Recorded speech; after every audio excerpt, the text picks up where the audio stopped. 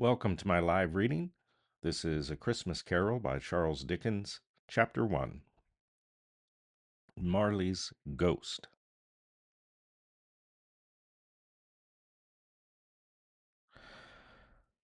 Marley was dead, to begin with. There is no doubt about that whatever. The register of his burial was signed by the clergyman, the clerk, the undertaker, and the chief mourner.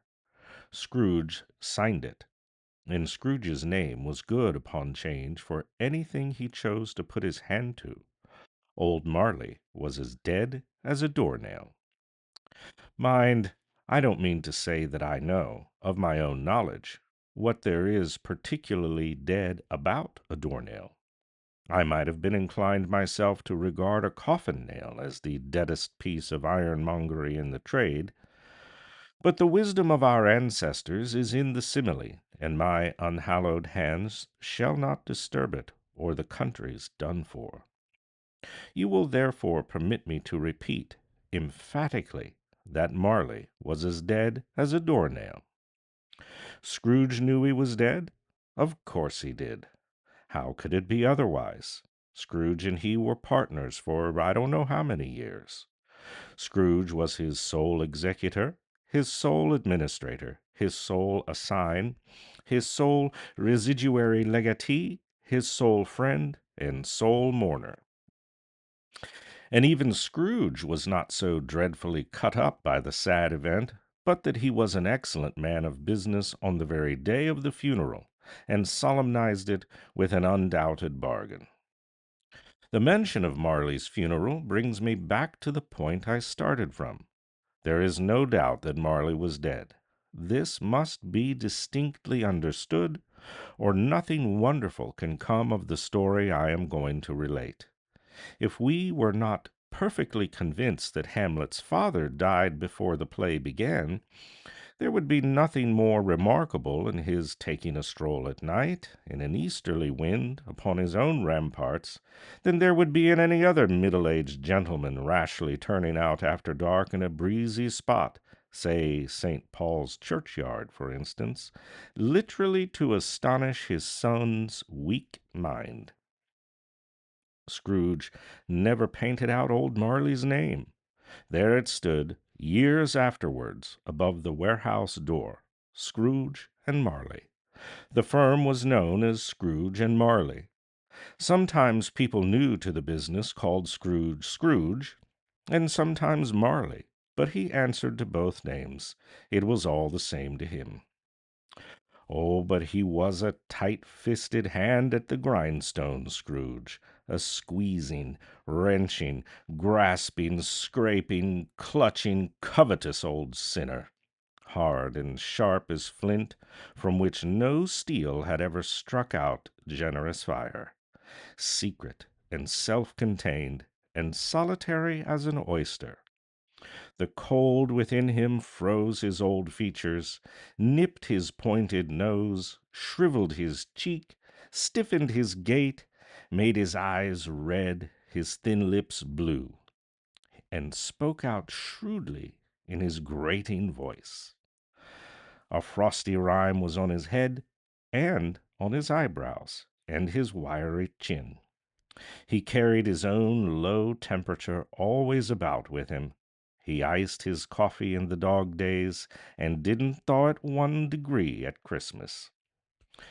External heat and cold had little influence on Scrooge. No warmth could warm, no wintry weather chill him. No wind that blew was bitterer than he, no falling snow was more intent upon its purpose, no pelting rain less open to entreaty.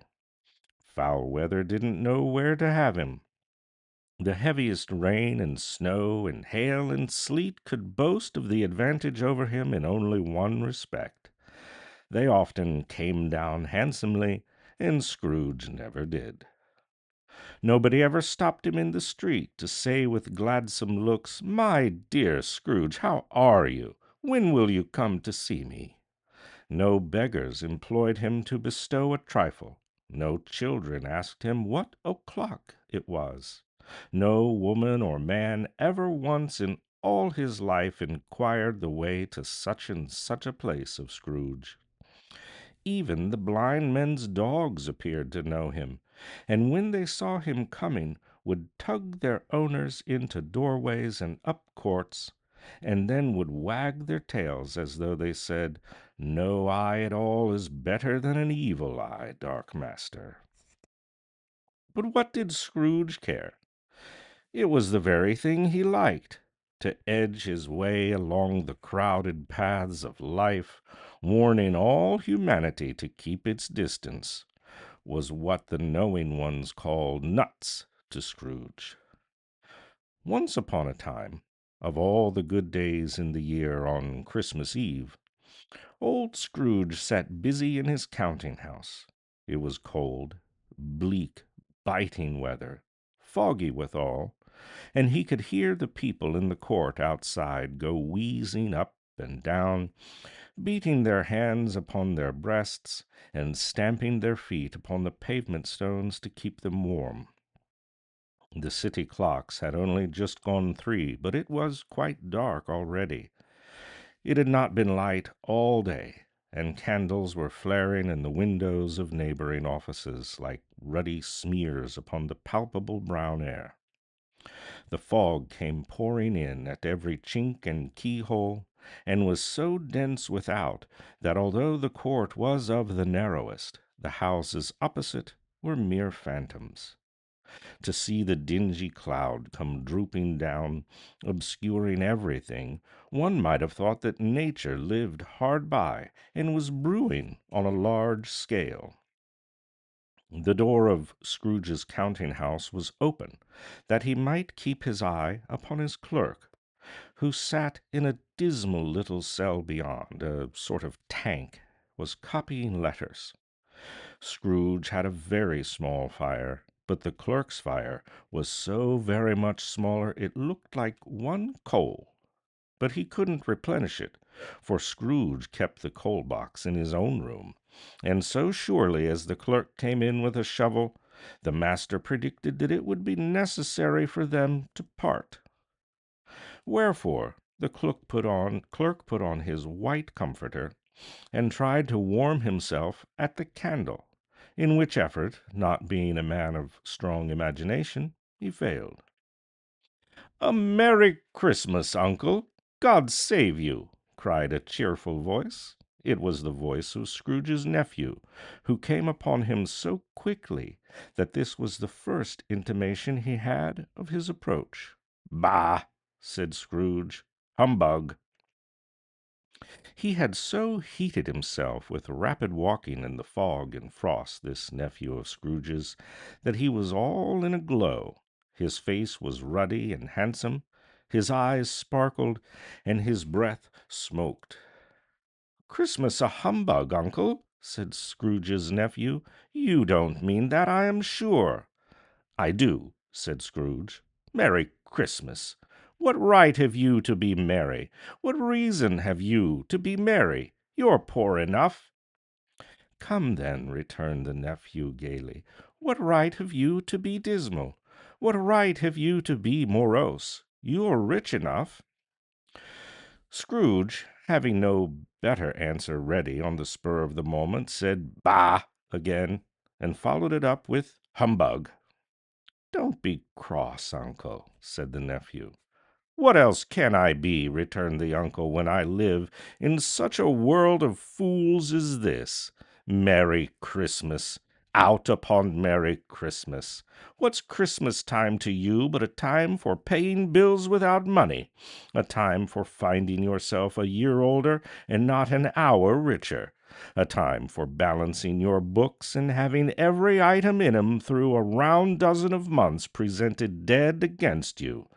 If I could work my will," said Scrooge indignantly, "every idiot who goes about with Merry Christmas on his lips should be boiled in his own pudding and buried with a stake of holly through his heart, he should." "Uncle!" pleaded the nephew. "Nephew!" returned the uncle sternly. "Keep Christmas in your own way, and let me keep it in mine." "Keep it!" repeated Scrooge's nephew. But you don't keep it. Leave me alone in it, then. Much good may it do you, much good it has ever done you. There are many things from which I might have derived good, by which I have not profited, I dare say, returned the nephew, Christmas among the rest.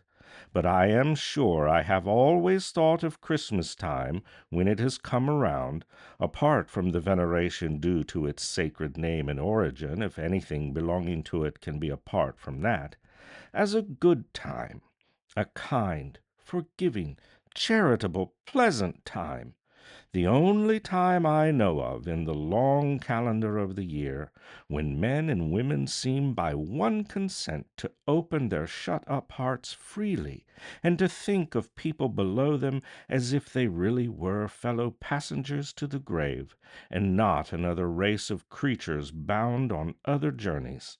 And therefore, uncle, though it has never put a scrap of gold or silver in my pocket, I believe that it has done me good, and will do me good, and I say God bless it. The clerk in the tank involuntarily applauded. Becoming immediately sensible of the impropriety, he poked the fire and extinguished the last frail spark forever. "Let me hear another sound from you," said Scrooge, "and you'll keep your Christmas by losing your situation. You're quite a powerful speaker, sir," he added, turning to his nephew. "I wonder you don't go into Parliament." "Don't be angry, uncle. Come, dine with us tomorrow." Scrooge said that he would see him. Yes, indeed he did. He went the whole length of the expression, and said that he would see him in that extremity first. "But why?" cried Scrooge's nephew. "Why?" "Why did you get married?" said Scrooge. "Because I fell in love." "Because you fell in love," growled Scrooge, as if that were the only one thing in the world more ridiculous than a Merry Christmas. "Good afternoon." "Nay, uncle, but you never came to see me before that happened. Why give it as a reason for not coming now?" "Good afternoon," said Scrooge. "I want nothing from you. I ask nothing of you. Why cannot we be friends?" "Good afternoon," said Scrooge. "I am sorry, with all my heart, to find you so resolute. We have never had any quarrel to which I have been a party, but I have made the trial in homage to Christmas, and I'll keep my Christmas humor to the last. So, a Merry Christmas, uncle." "Good afternoon," said Scrooge, "and a Happy New Year." "Good afternoon," said Scrooge. His nephew left the room without an angry word, notwithstanding. He stopped at the outer door to bestow the greetings of the season on the clerk, who, cold as he was warmer than Scrooge, for he returned them cordially. "There's another fellow," muttered Scrooge, who overheard him, "my clerk, with 15 shillings a week, and a wife and family, talking about Merry Christmas. I'll retire to Bedlam."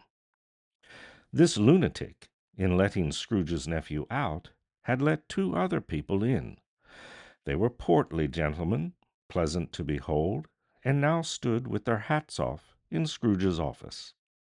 They had books and papers in their hands, and bowed to him.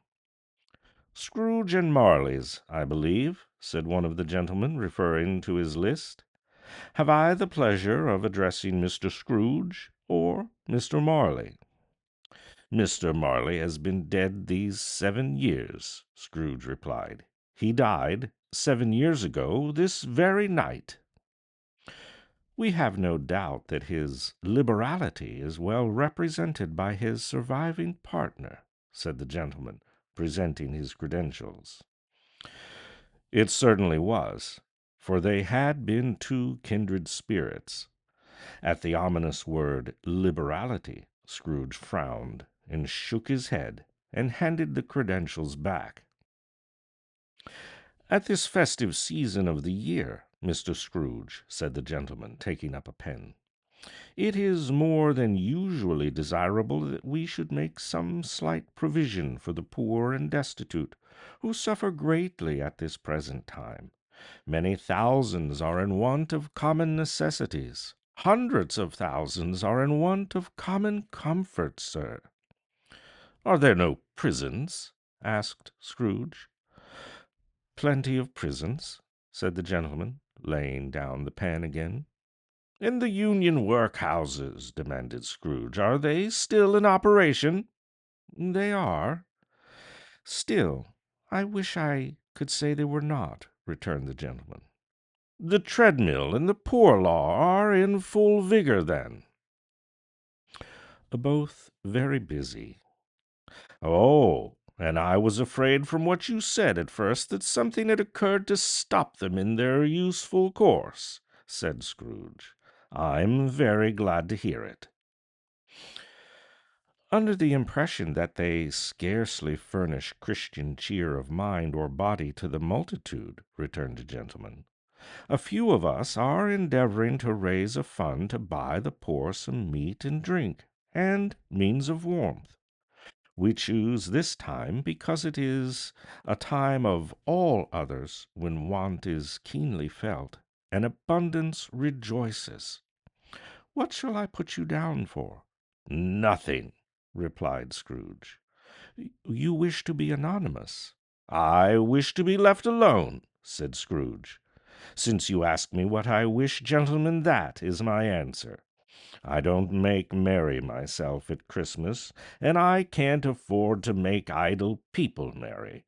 I help support the establishments I have mentioned. They cost enough, and those who are badly off must go there." "Many can't go there, and many would rather die." "If they would rather die," said Scrooge, "they'd better do it, and decrease the surplus population. Besides, excuse me, I don't know that." "But you might know it," observed the gentleman. "It's not my business," Scrooge returned. "It's enough for a man to understand his own business, and not to interfere with other people's. Mine occupies me constantly. Good afternoon, gentlemen." Seeing clearly that it would be useless to pursue their point, the gentlemen withdrew.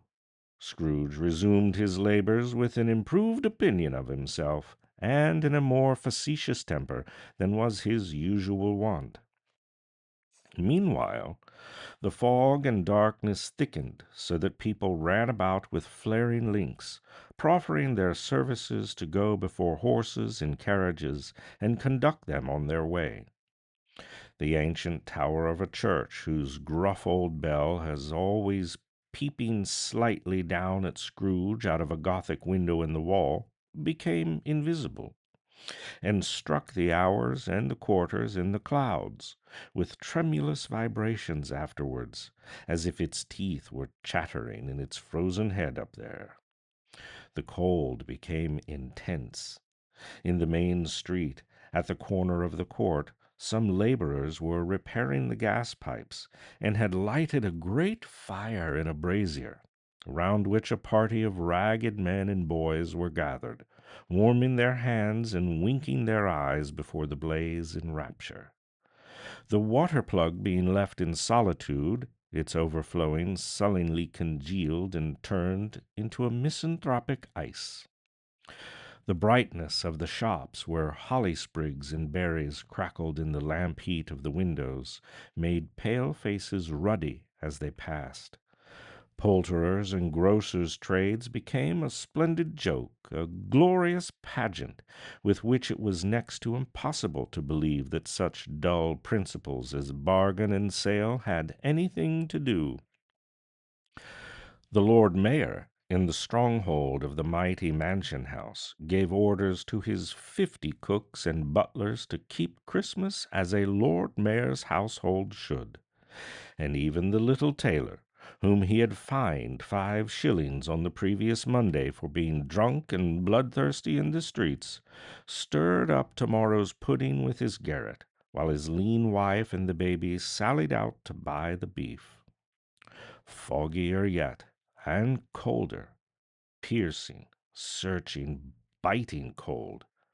If the good St. Dunstan had but nipped the evil spirit's nose with a touch of such weather as that, instead of using his familiar weapons, then indeed he would have roared to a lusty purpose. The owner of one scant young nose, gnawed and mumbled by the hungry cold as bones are gnawed by dogs, stooped down at Scrooge's keyhole to regale him with a Christmas carol. But at the first sound of God rest you, married gentlemen, may nothing you dismay, Scrooge seized the ruler with such an energy of action that the singer fled in terror, leaving the keyhole to the fog and even more congenial frost. At the length of the hour of shutting, the counting-house it had arrived. With an ill will, Scrooge dismounted from his stool and tacitly admitted to the fact that the expectant clerk in the tank, who instantly snuffed his candle out and put on his hat. "You'll want all day to-morrow, I suppose?" said Scrooge. "If quite convenient, sir." "It's not convenient," said Scrooge, "and it's not fair. If I was to stop 1/2 crown for it, you'd think yourself ill-used, I'll be bound." The clerk smiled faintly. "And yet," said Scrooge, "you don't think me ill-used when I pay a day's wages for no work."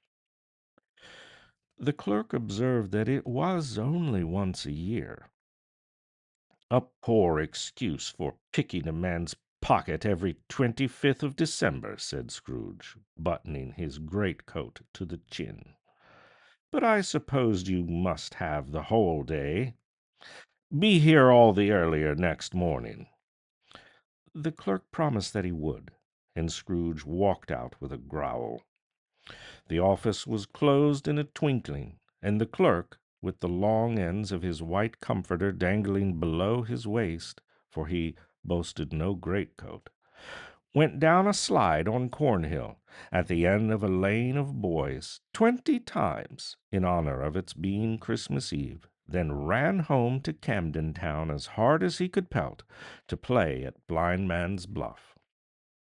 Scrooge took his melancholy dinner in his usual melancholy tavern, and having read all the newspapers, and beguiled the rest of the evening with his banker's book, went home to bed. He lived in chambers which had once belonged to his deceased partner. They were a gloomy suite of rooms, in a lowering pile of a building up a yard, where it had so little business to be that one could scarcely help fancying it must have run there when it was a young house, playing at hide-and-seek with the other houses, and had forgotten the way out again. It was old enough now, and dreary enough, for nobody lived in it but Scrooge, the other rooms being all let out as offices. The yard was so dark that even Scrooge, who knew its every stone, was fain to grope with his hands. The fog and frost so hung about the black old gateway of the house that it seemed as if the genius of the weather sat in mournful meditation on the threshold. Now it is a fact that there was nothing at all particular about the knocker on the door, except that it was very large. It is also a fact that Scrooge had seen it night and morning during his whole residence in the place. Also, that Scrooge had as little of what is called fancy about him as any man in the city of London, even including, which is a bold word, the corporation, aldermen, and livery.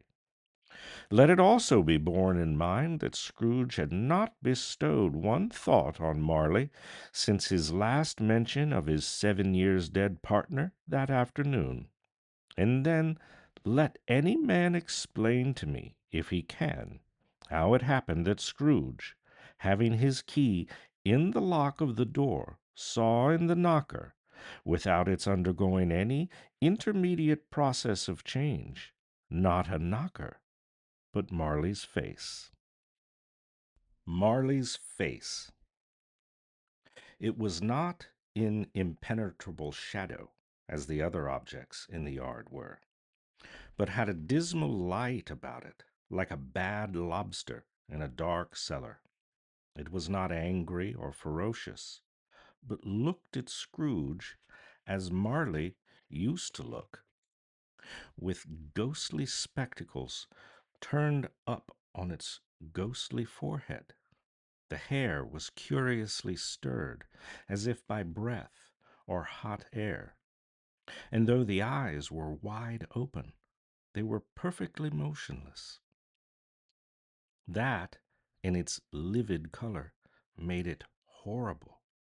But its horror seemed to be, in spite of the face and beyond its control, rather than a part of its own expression. As Scrooge looked fixedly at this phenomenon, it was a knocker again. To say that he was not startled, or that his blood was not conscious of the terrible sensation to which it had been a stranger from infancy, would be untrue. But he put his hand upon the key he had relinquished, turned it sturdily, and walked in and lighted his candle. He did pause, with a moment's irresolution, before he shut the door, and he did look cautiously behind it first, as if half expecting to be terrified by the sight of Marley's pigtails sticking out into the hall. But there was nothing on the back of the door except the screws and nuts that held the knocker on. So he said "pooh-pooh" and closed it with a bang. The sound resounded through the house like thunder. Every room above and every cask in the wine merchant's cellars below appeared to have a separate peal of echoes of its own. Scrooge was not a man to be frightened by echoes. He fastened the door, walked across the hall and up the stairs, slowly, too, trimming his candle as he went. You may talk vaguely about driving a coach and six up a good old flight of stairs, or through a bad young Act of Parliament, but I mean to say to you, might have got a hearse up that staircase and taken it broadwise, with the splinter bar towards the wall and the door towards the balustrades, and done it easy. There was plenty of width for that and room to spare, which is perhaps the reason why Scrooge thought he saw a locomotive hearse going on up before him in the gloom. Half a dozen gas lamps out of the street wouldn't have lighted the entry too well, so you may suppose that it was pretty dark with Scrooge's dip. Up Scrooge went, not caring a button for that. Darkness is cheap, and Scrooge liked it. But before he shut his heavy door, he walked through his rooms to see that all was right. He had just enough recollection of the face to desire to do that. Sitting room, bedroom, lumber room, all as they should be. Nobody under the table, nobody under the sofa. A small fire in the grate, spoon and basin ready, and the little saucepan of gruel. Scrooge had a cold in his head, upon the hob. Nobody under the bed, nobody in the closet, nobody in his dressing gown, which was hanging up in a suspicious attitude against the wall. Lumber room as usual, old fire guard, old shoes, two fish baskets, washing stand on three legs, and a poker. Quite satisfied, he closed his door and locked himself in, double locked himself in, which was not his custom. Thus secured against surprise, he took off his cravat, put on his dressing gown and slippers, and his nightcap, and sat down before the fire to take his gruel. It was a very low fire indeed, nothing on such a bitter night. He was obliged to sit close to it and brood over it before he could extract the least sensation of warmth from such a handful of fuel. The fireplace was an old one, built by some Dutch merchant long ago, and paved all round with quaint Dutch tiles, designed to illustrate the Scriptures. There were Cains and Abels, Pharaoh's daughters, queens of Sheba, angelic messengers descending through the air on clouds like featherbeds. Abrahams, Belshazzars, apostles putting off to sea in butter boats, hundreds of figures to attract his thoughts, and yet the face of Marley, 7 years dead, came like the ancient prophet's rod and swallowed up the whole. In each smooth tile had been blank at first, with power to shape some picture on its surface from the disjointed fragments of his thoughts. There would have been a copy of old Marley's head on every one. Humbug, said Scrooge, and walked across the room. After several turns, he sat down again. As he threw his head back into the chair, his glance happened to rest upon a bell, a disused bell, that hung in the room, and communicated for some purpose now forgotten with a chamber in the highest story of the building. It was with great astonishment and a strange, inexplicable dread that as he looked, he saw the bell begin to swing. It swung so softly at the outset that it scarcely made a sound, but soon it rang out loudly, and so did every bell in the house. This might have lasted half a minute or a minute, but it seemed an hour. The bells ceased as they had begun, together. They were succeeded by a clanking noise deep down below, as if some person were dragging a heavy chain over the casks in the wine merchant's cellar. Scrooge then remembered to have heard that ghosts in haunted houses were described as dragging chains. The cellar door flew open with a booming sound, and then he heard the noise much louder on the floors below, then coming up the stairs, then coming straight towards his door. "It's humbug still," said Scrooge. "I won't believe it." His color changed, though, when, without a pause, it came through the heavy door and passed into the room before his eyes. Upon its coming in, the dying flame leapt up as though it cried, "I know him, Marley's ghost," and fell again. The same face, the very same. Marley, in his pigtail, usual waistcoat, tights, and boots, the tassels on the latter bristling like his pigtail, and his coat skirts, and the hair upon his head. The chain he drew was clasped about his middle. It was long and wound about him like a tail, and it was made, for Scrooge observed it closely, of cash boxes, keys, padlocks, ledgers, deeds, and heavy purses wrought in steel. His body was transparent, so that Scrooge, observing him, looking through his waistcoat, could see the two buttons on his coat behind. Scrooge had often heard it said that Marley had no bowels, but he had never believed it until now. No, nor did he believe it even now, though he looked the phantom through and through, and saw it standing before him, though he felt the chilling influence of its death-cold eyes, and marked the very texture of the folded kerchief around his head and chin, which wrapper he had not observed before. He was still incredulous, and fought against his senses. "How now?" said Scrooge, caustic and cold as ever. "What do you want with me?" "Much," said Marley's voice, no doubt about it. "Who are you?" "Ask me who I was." "Who were you, then?" said Scrooge, raising his voice. "You're peculiar, for a shade."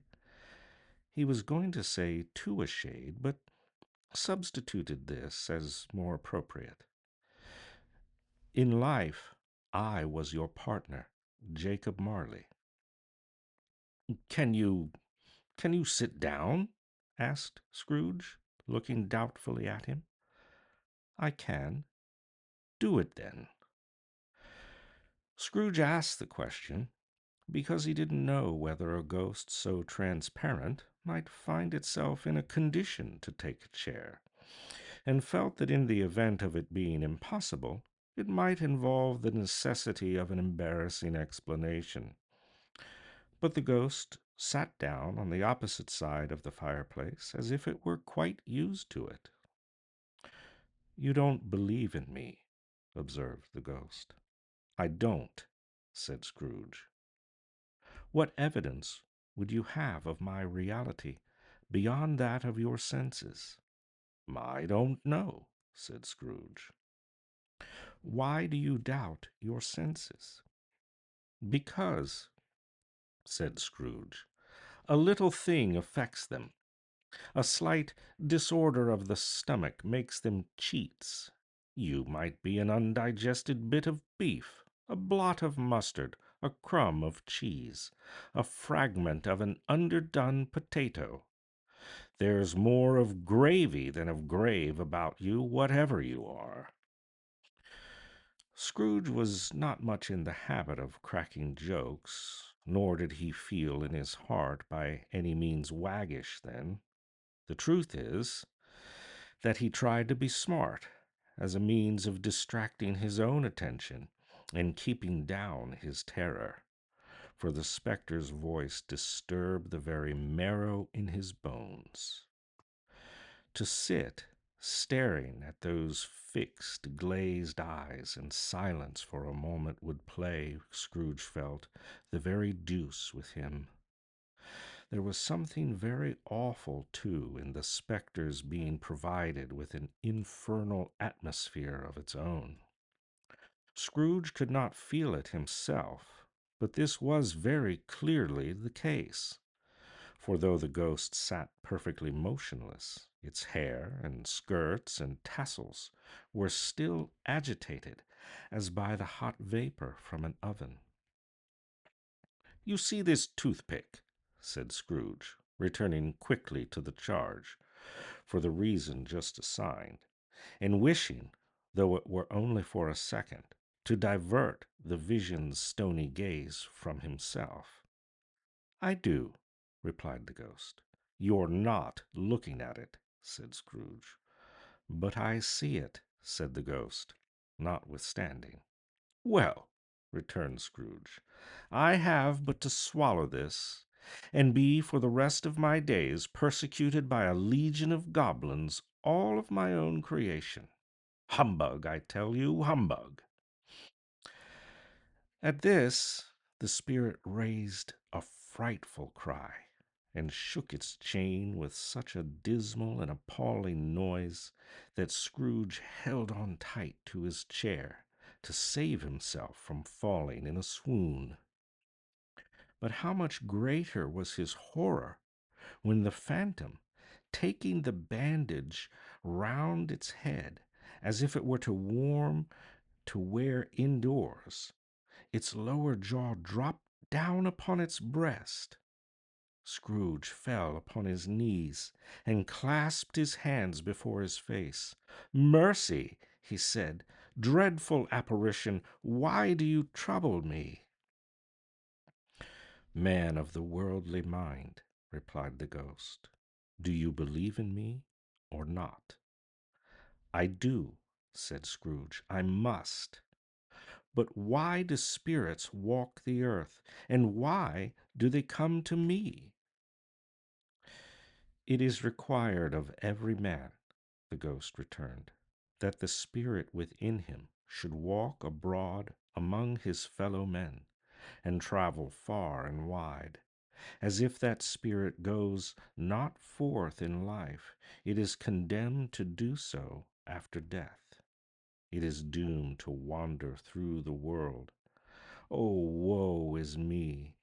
And witness what it cannot share, but might have shared on earth, and turned to happiness." Again the spectre raised a cry and shook its chain and wrung its shadowy hands. "You are fettered," said Scrooge, trembling. "Tell me why." "I wear the chain I forged in life," replied the ghost. "I made it link by link and yard by yard. I girded it on of my own free will, and of my own free will I wore it. It is its pattern strange to you?" Scrooge trembled more and more. "Or would you know," pursued the ghost, "the weight and length of the strong coil you bear yourself? It was full as heavy and as long as this 7 Christmases ago. You have labored on it since. It is a ponderous chain." Scrooge glanced about him on the floor, in the expectation of finding himself surrounded by some 50 or 60 fathoms of iron cable, but he could see nothing. "Jacob," he said imploringly, "old Jacob Marley, tell me more. Speak comfort to me, Jacob." "I have none to give," the ghost replied. "It comes from other regions, Ebenezer Scrooge, and is conveyed by other ministers to other kinds of men. Nor can I tell you what I would. A very little more is all permitted to me. I cannot rest. I cannot stay. I cannot linger anywhere. My spirit never walked beyond our counting house. Mark me. In life my spirit never roved beyond the narrow limits of our money-changing hole, and weary journeys lie before me." It was a habit with Scrooge, whenever he became thoughtful, to put his hands in his breeches pockets. Pondering on what the ghost had said, he did so now, but without lifting up his eyes or getting off his knees. "You must have been very slow about it, Jacob," Scrooge observed in a businesslike manner, though with humility and deference. "Slow," the ghost repeated. "7 years dead," mused Scrooge, "and traveling all the time?" "The whole time," said the ghost. "No rest, no peace, incessant torture of remorse." "You travel fast," said Scrooge. "On the wings of the wind," replied the ghost. "You might have got over a great quantity of ground in 7 years," said Scrooge. The ghost, on hearing this, set up another cry, and clanked its chain so hideously in the dead silence of the night that the ward would have been justified in indicting it for a nuisance. "O captive, bound and double ironed," cried the phantom, "not to know that ages of incessant labor by immortal creatures for this earth must pass into eternity before the good of which is susceptible and is all developed. Not to know that any Christian spirit working kindly in its little sphere, whatever it may be, will find its mortal life too short for its vast means of usefulness. Not to know that no space of regret can make amends for one's life opportunity missed. Yet such was I. Oh, such was I. But you were a good man of business, Jacob, faltered Scrooge, who now began to apply this to himself. Business, cried the ghost, wringing its hands again. Mankind was my business. The common welfare was my business. Charity, mercy, forbearance, and benevolence were all my business. The dealings of my trade were but a drop of water in the comprehensive ocean of my business. It held up its chain at arm's length, as if that were the cause of all its unavailing grief, and flung it heavily upon the ground again. At this time of the rolling year, the spectre said, I suffer most. Why did I walk through crowds of fellow beings with my eyes turned down, and never raise them to that blessed star which led the wise man to a poor abode? Were there no poor homes to which its light would have conducted me? Scrooge was very dismayed to hear the spectre going on at this rate, and began to quake exceedingly. Hear me, cried the ghost. My time is nearly gone. I will, said Scrooge. But don't be hard upon me. Don't be flowery, Jacob, please. How is it that I appear before you in a shape that you can see? I may not tell. I have sat invisible beside you many and many a day. It was not an agreeable idea. Scrooge shivered and wiped perspiration from his brow. That is no light part of my penance, pursued the ghost. I am here tonight to warn you that you have yet a chance and hope of escaping my fate, a chance and hope of my procuring Ebenezer. You were always a good friend to me, said Scrooge. Thank ye. You will be haunted, resumed the ghost, by three spirits. Scrooge's countenance fell almost as low as the ghost's had done. Is that the chance and hope you mentioned, Jacob? He demanded in a faltering voice.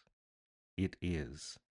I I think I'd rather not, said Scrooge. Without their visits, said the ghost, you cannot hope to shun the path I tread. Expect the first tomorrow, when the bell tolls one. Couldn't I take 'em all at once and have it over, Jacob? Hinted Scrooge. Expect the second on the next night at the same hour. The third upon the next night when the last stroke of 12 has ceased to vibrate. Look to see me no more, and look that, for your own sake, you remember what has passed between us. When it had said these words, the spectre took its wrapper from the table, bound it round its head as before. Scrooge knew this by the smart sound its teeth made when the jaws were brought back together by the bandage. He ventured to raise his eyes again, and found his supernatural visitor confronting him in an erect attitude, with its chain wound over and about its arm. The apparition walked backward away from him, and at every step it took, The window raised itself a little, so that when the spectre reached it, it was wide open. It beckoned Scrooge to approach, which he did. When they were within 2 paces of each other, Marley's ghost held up its hand, warning him to come no nearer.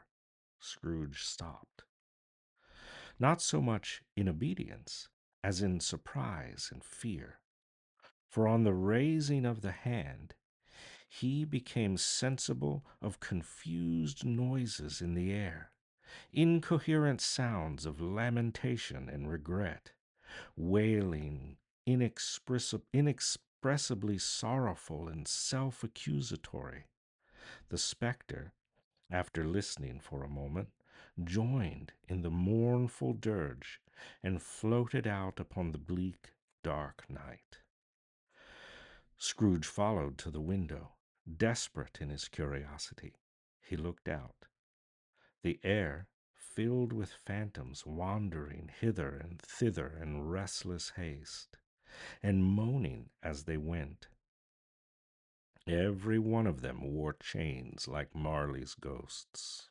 Some few, they might be guilty governments, were linked together. None were free. Many he had been personally known to Scrooge in their lives. He had been quite familiar with one old ghost in a white waistcoat with a monstrous iron safe attached to its ankle, who cried piteously at being unable to assist a wretched woman with an infant whom it saw below upon a doorstep. The misery with them all was clearly that they sought to interfere for good in human matters and had lost that power forever. Whether these creatures faded into mist or mist enshrouded them, he could not tell, but they and their spirit voices faded together, and the night became as it had been when he walked home. Scrooge closed the window and examined the door by which the ghost had entered. It was double locked as he had locked it with his own hands, and the bolts were undisturbed. He tried to say humbug, but stopped at the first syllable. And being, from the emotion he had undergone, or the fatigues of the day, or his glimpse of the invisible world, or the dull conversation of the ghost, or the lateness of the hour, much in need of repose, went straight to bed without undressing, and fell asleep upon the instant. Chapter 2. The First of the Three Spirits. When Scrooge awoke, it was so dark that looking out of bed he could scarcely distinguish the transparent window from the opaque walls of his chamber.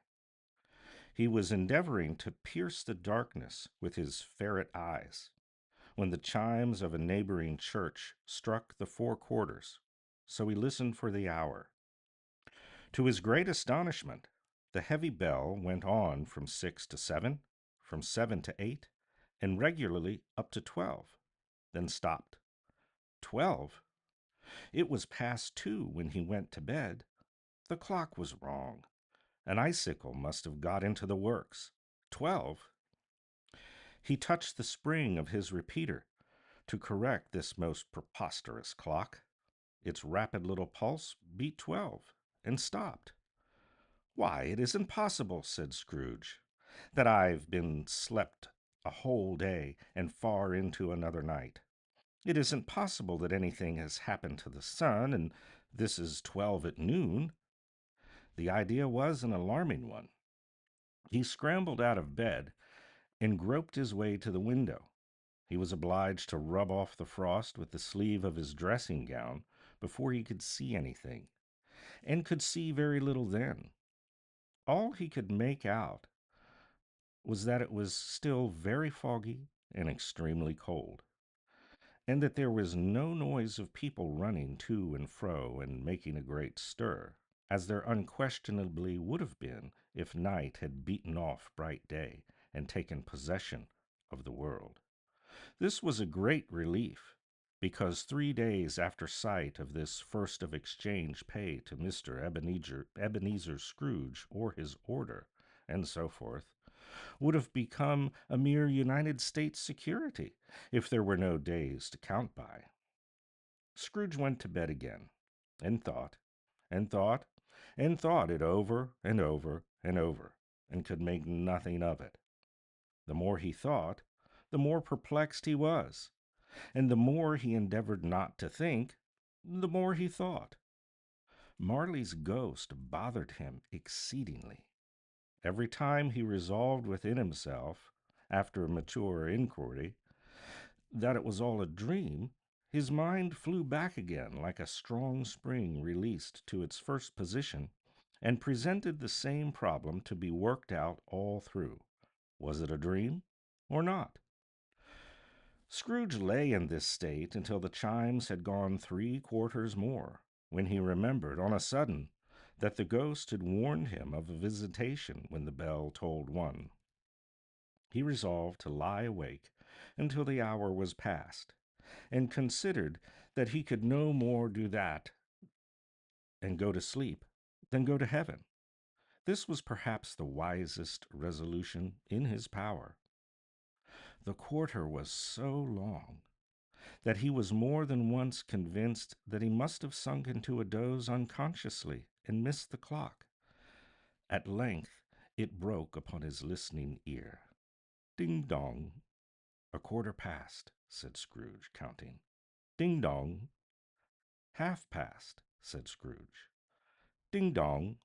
"A quarter to it," said Scrooge. "Ding dong." "The hour itself," said Scrooge triumphantly, "and nothing else." He spoke before the hour bell sounded, which it now did with a deep, dull, hollow, melancholy 1. Light flashed upon the room in this instant, and the curtains of his bed were drawn. The curtains of his bed were drawn aside, I tell you, by a hand. Not the curtains at his feet, nor the curtains at his back, but those to which his face was addressed. The curtains of his bed were drawn aside, and Scrooge, starting up into a half recumbent attitude, found himself face to face with the unearthly visitor who drew them, as close to it as I am to you now, and I am standing in the spirit at your elbow. It was a strange figure, like a child, yet not so like a child as like an old man, viewed from some supernatural medium, which gave him the appearance of having receded from view, and being diminished to a child's proportions. Its hair, which hung about its neck and down its back, was as white as if with age, yet the face had not a wrinkle in it, and the tenderest bloom was on its skin. The arms were very long and muscular, the hands the same, as if its hold were of uncommon strength. Its legs and feet, most delicately formed, were, like those upper members, bare. It wore a tunic of the purest white, and round its waist was bound a lustrous belt, the sheen of which was beautiful. It held a branch of fresh green holly in its hand, and in singular contradiction to that wintry emblem, had its dress trimmed with summer flowers. But the strangest thing about it was that from the crown of its head there sprung a bright, clear jet of light, by which all this was visible, and which was doubtless the occasion of its using, in duller moments, a great extinguisher for a cap, which it now held under its arm. Even this, though, when Scrooge looked at it, was increasing steadiness, was not its strangest quality. For as its belt sparkled and glittered, now in one part, now in another, and was light one instance, at another time was dark, So the figure itself fluctuated in its distinctness, being now a thing of one arm, now with one leg, now with 20 legs, now a pair of legs without a head, now a head without a body, of which dissolving parts no outline would be visible in the dense gloom wherein they melted away. And in the very wonder of this, it would be itself again, distinct and clear as ever. Are you the spirit, sir, whose coming was foretold to me? Asked Scrooge. I am. The voice was soft and gentle, singularly low, as if, instead of being so close beside him, it were at a distance. Who and what are you? Scrooge demanded. I am the ghost of Christmas past. Long past? Inquired Scrooge, observant of its dwarfish stature. No, your past. Perhaps Scrooge could not have told anybody why, if anybody would have asked him, but he had a special desire to see the spirit in its cap, and begged him to be covered. What? Exclaimed the ghost. Would you so soon put out with worldly hands the light I give? Is it not enough that you are one of those whose passions made this cap, and force me through whole trains of years to wear it low upon my brow? Scrooge reverently disclaimed all intention to offend, or any knowledge of having wilfully bonneted the spirit at any period of his life. He then made bold to inquire what business brought him here. Your welfare, said the ghost. Scrooge expressed himself much obliged, but could not help of thinking that a night of unbroken rest would have been more conducive to his welfare. The spirit must have heard him thinking, for it said immediately, Your reclamation, then. Take heed. It put out its strong hand as it spoke, and clasped him gently by the arm. Rise and walk with me. It would have been in vain for Scrooge to plead that the weather and the hour were not adapted to pedestrian purposes, that the bed was warm and the thermometer a long way below freezing, that he was clad but lightly in his slippers, dressing gown, and nightcap, and that he had a cold upon him. The grasp, though gentle, was not to be resisted. He rose, but finding that the spirit made towards the window, clasped his robe in supplication. I am a mortal, Scrooge remonstrated, and liable to fall. Bear but a touch of my hand there, said the spirit, laying it upon his heart, and you shall be upheld in more than this. As the words were spoken, they passed through the wall and stood upon an open country road, with fields on either hand. The city had entirely vanished.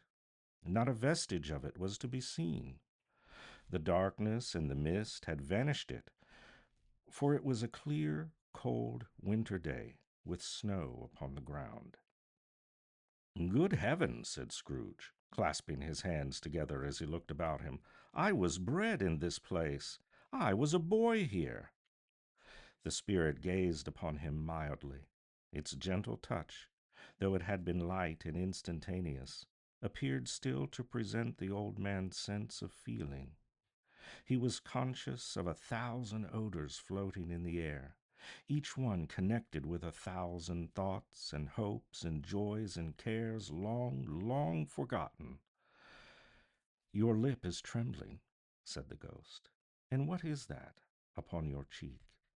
Scrooge muttered, with an unusual catching in his voice, that it was a pimple, and begged the ghost to lead him where he would. You recollect the way? Inquired the spirit. Remember it, cried Scrooge with fervor. I could walk it blindfold. Strange to have forgotten it for so many years, observed the ghost. Let us go on. They walked along the road. Scrooge recognized every gate and post and tree. until a little market town appeared in the distance with its bridge, its church, and its winding river. Some shaggy ponies were now seen trotting towards them with boys on their back, who called to other boys in the country gigs and carts driven by farmers. All these boys were in great spirits and shouted to each other until the broad fields were so full of merry music that the crisp air laughed to hear it. These are but shadows of things that have been, said the ghost. They have no consciousness of us. The jocund travelers came on, and as they came, Scrooge knew and named them every one. Why was he rejoiced beyond all bounds to see them? Why did his cold eye glisten and his heart leap up as they went past? Why, he was filled with gladness when he heard them give each other Merry Christmas as they parted at crossroads and byways for their several homes.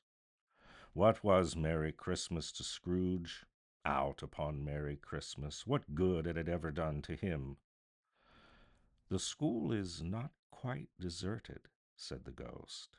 A solitary child, neglected by his friends, is left there still. Scrooge said he knew it, and he sobbed.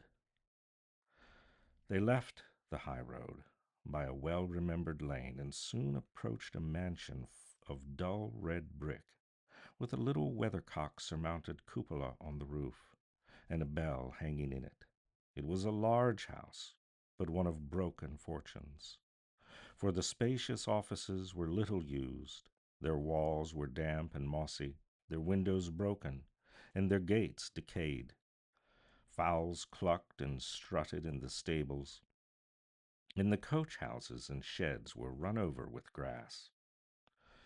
Nor was it more retentive of its ancient state within, for entering the dreary hall, and glancing through the open doors of many rooms, they found them poorly furnished, cold, and vast. There was an earthy savor in the air, a chilly barrenness in the place, which associated itself somehow with too much getting up by candlelight, and not too much to eat. They went, the ghost and Scrooge, across the hall to a door at the back of the house.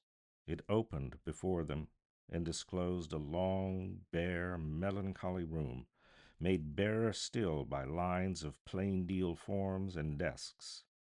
At one of these, a lonely boy was reading near a feeble fire, and Scrooge sat down upon a form and wept to see his poor forgotten self as he had used to be. Not a latent echo in the house, not a squeak and scuffle from mice behind the paneling, not a drip from a half-thawed water-spout in the dull yard behind, not a sigh among the leafless boughs of one despondent poplar, not the idle swinging of an empty storehouse door, no, not a clicking in the fire, but fell upon the heart of Scrooge with a softening influence, and gave freer passage to his tears. The spirit touched him on the arm, and pointed to his younger self, intent upon his reading. Suddenly, a man in foreign garments, wonderfully real and distinct to look at, stood outside the window with an axe in his belt, and leading an ass laden with wood by the bridle. "Why, it's Ali Baba!" Scrooge exclaimed in ecstasy. "It's dear old honest Ali Baba. Yes, yes, I know. One Christmas time, when yonder solitary child was left here all alone, he did come. For the first time, just like that. Poor boy. And Valentine and his wild brother Orson, there they go. And what's his name, who was put down by his drawers asleep at the gate at Damascus? Don't you see him? And the Sultan's groom, turned upside down by the genie, there he is upon his head. Serve him right, I'm glad of it. What business had he to be married to the princess?"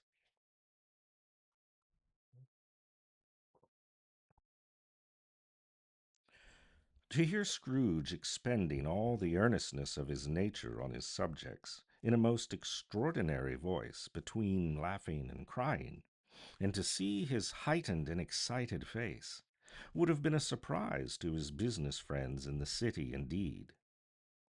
"There's the parrot!" cried Scrooge. "Green body and yellow tail, with a thing like a lettuce growing out of the top of its head. There he is. Poor Robinson Crusoe, he called him, when he came home again after sailing round the island. Poor Robinson Crusoe. There you've been, Robin Crusoe."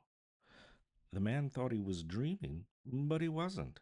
It was the parrot, you know. There goes Friday, running for his life to the little creek. Hallo, hoop halloo!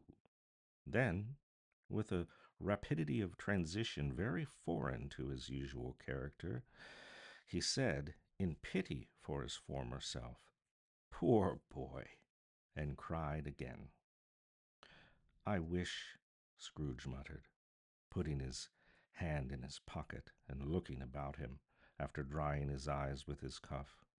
"But it's too late now." "What is the matter?" asked the spirit. "Nothing," said Scrooge, "nothing. There was a boy singing a Christmas carol at my door last night. I should like to have given him something. That's all." The ghost smiled thoughtfully and waved his hand, saying as it did so, "Let us see another Christmas." Scrooge's former self grew larger at the words, and the room became a little darker and more dirty. The panels shrunk, the windows cracked, fragments of plaster fell out of the ceiling, and the naked laths were shown instead. But how all this was brought about, Scrooge knew no more than you do. He only knew that it was quite correct, and that everything had happened so. That there he was, alone again, when all the other boys had gone home for the jolly holidays. He was not reading this time, but walking up and down despairingly. Scrooge looked at the ghost, and with a mournful shaking of his head glanced anxiously towards the door.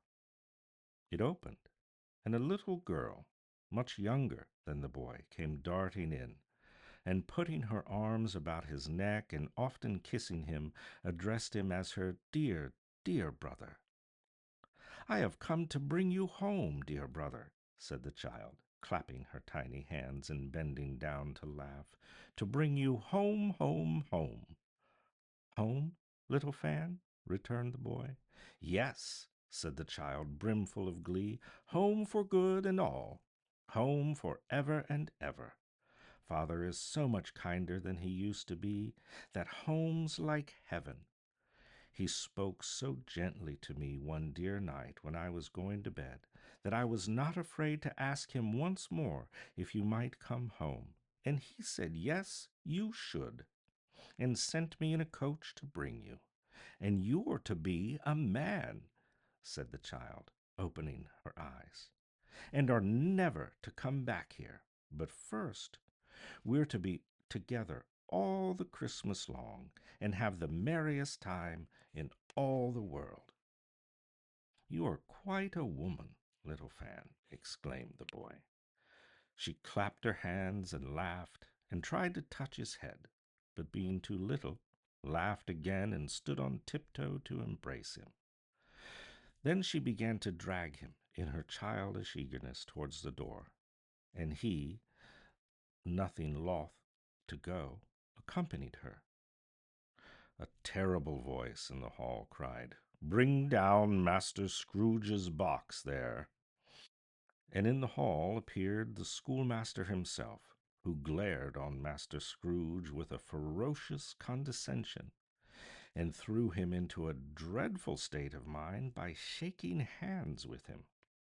He then conveyed him and his sister into the veriest old well of a shivering best parlor that ever was seen, where the maps upon the wall and the celestial and terrestrial globes in the windows were waxy with cold. Here he produced a decanter of curiously light wine and a block of curiously heavy cake, and administered installments of those dainties to the young people. at the same time sending out a meager servant to offer a glass of something to the postboy, who answered that he thanked the gentleman, but if it was the same tap as he had tasted before, he'd rather not.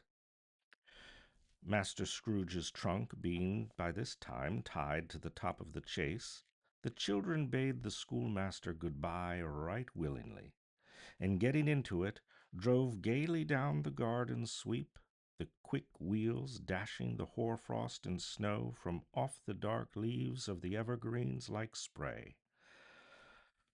Always a delicate creature, whom with a breath might have withered, said the ghost. But she had a large heart. So she had, cried Scrooge. You're right. I'll not gainsay it, spirit, God forbid. She died a woman, said the ghost, and had, as I think, children. One child, Scrooge returned. True, said the ghost. Your nephew. Scrooge seemed uneasy in his mind, and answered briefly, Yes. Although they had but that moment left the school behind them, they were now in the busy thoroughfares of a city, where shadowy passengers passed and repassed, where shadowy carts and coaches battled for the way, and all the strife and tumult of a real city were there.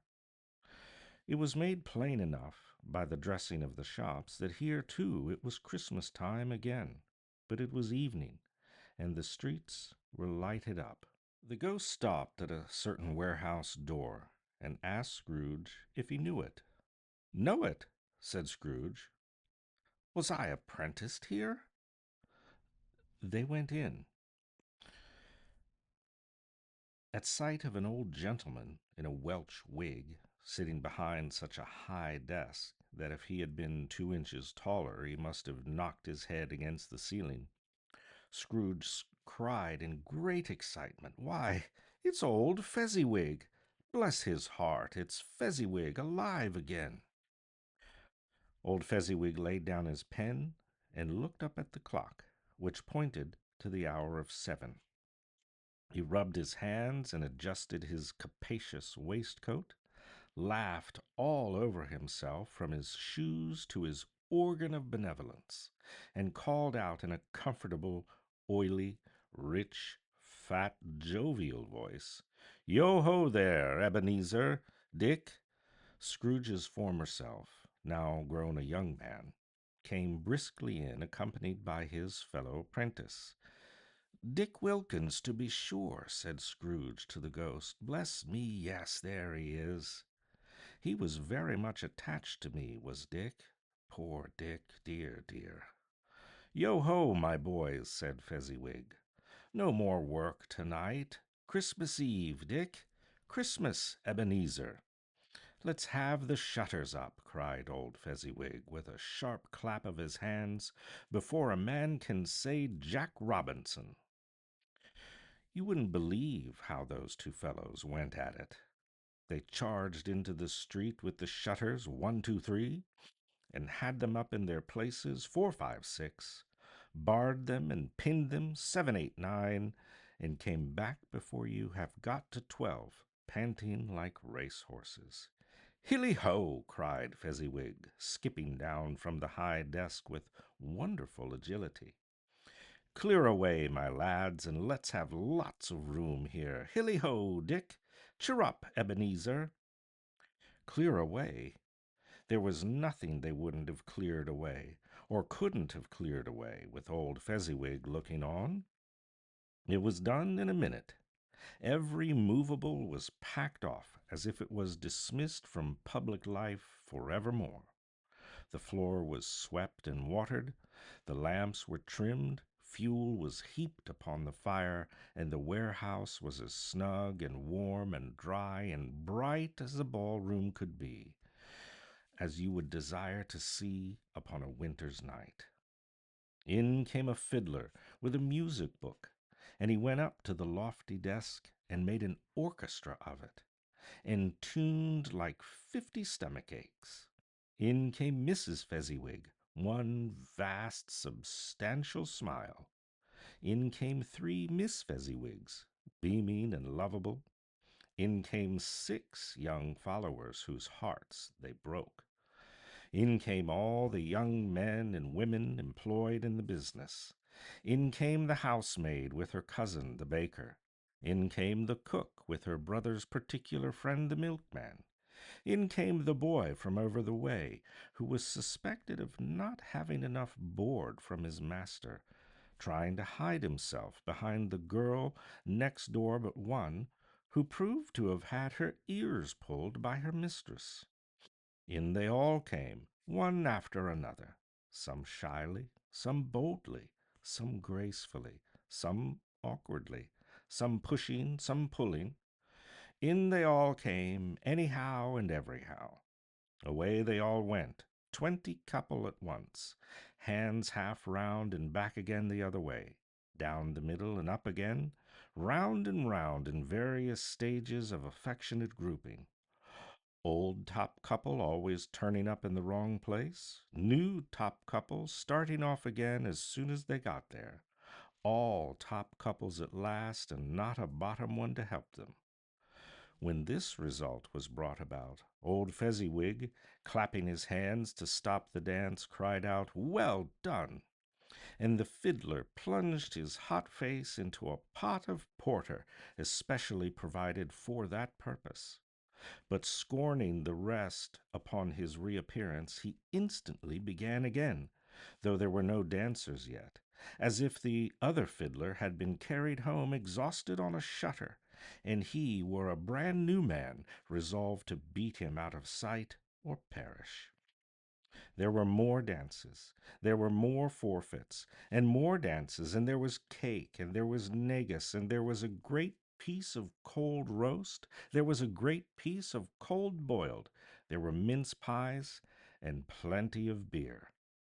But the great effect of the evening came after the roast, after the boiled, when the fiddler, an artful dog, mind, the sort of man who knew his business better than you or I could have told it, Tim, struck up Sir Roger de Coverley. Then old Fezziwig stood out to dance with Mrs. Fezziwig, top couple too, with a good stiff piece of work cut out for them.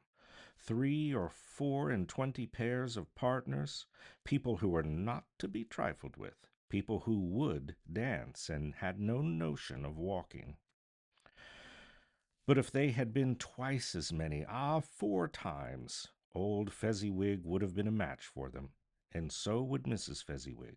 As to her, she was worthy to be his partner in every sense of the term, and if that's not high praise, tell me higher, and I'll use it. A positive light appeared to issue from Fezziwig's calves. They shone in every part of the dance like moons. You couldn't have predicted at any given time what would become of them next. And when old Fezziwig and Mrs. Fezziwig had gone all through the dance, advance and retire, holding hands with your partner, bow and curtsy, corkscrew, thread the needle, and back again to your place, Fezziwig cut so deftly that he appeared to wink with his legs, and came upon his feet again without a stagger. When the clock struck 11, this domestic ball broke up. Mr. and Mrs. Fezziwig took their stations, one on either side of the door, and shaking hands with every person individually as he or she went out, wished him or her a Merry Christmas. And when everybody had retired but the 2 apprentices, they did the same, and thus the cheerful voices died away, and the lads were left to their beds, which were under the counter in the back shop. During the whole of this time, Scrooge had acted like a man out of his wits. His heart and soul were in the scene with his former self. He corroborated everything, remembered everything, enjoyed everything, and underwent the strangest agitation. It was not until now, when the bright faces of his former self and Dick were turned from them, that he remembered the ghost. and became conscious that it was looking full upon him, while the light upon its head burnt very clear. A small matter, said the ghost, to make these silly folks so full of gratitude. Small, echoed Scrooge. The spirit signed to him to listen to the two apprentices, who were pouring out their hearts in praise of Fezziwig, and when he had done so, said, Why, is it not? He has spent but a few pounds of your mortal money, 3 or 4 perhaps. Is that so much that he deserves this praise?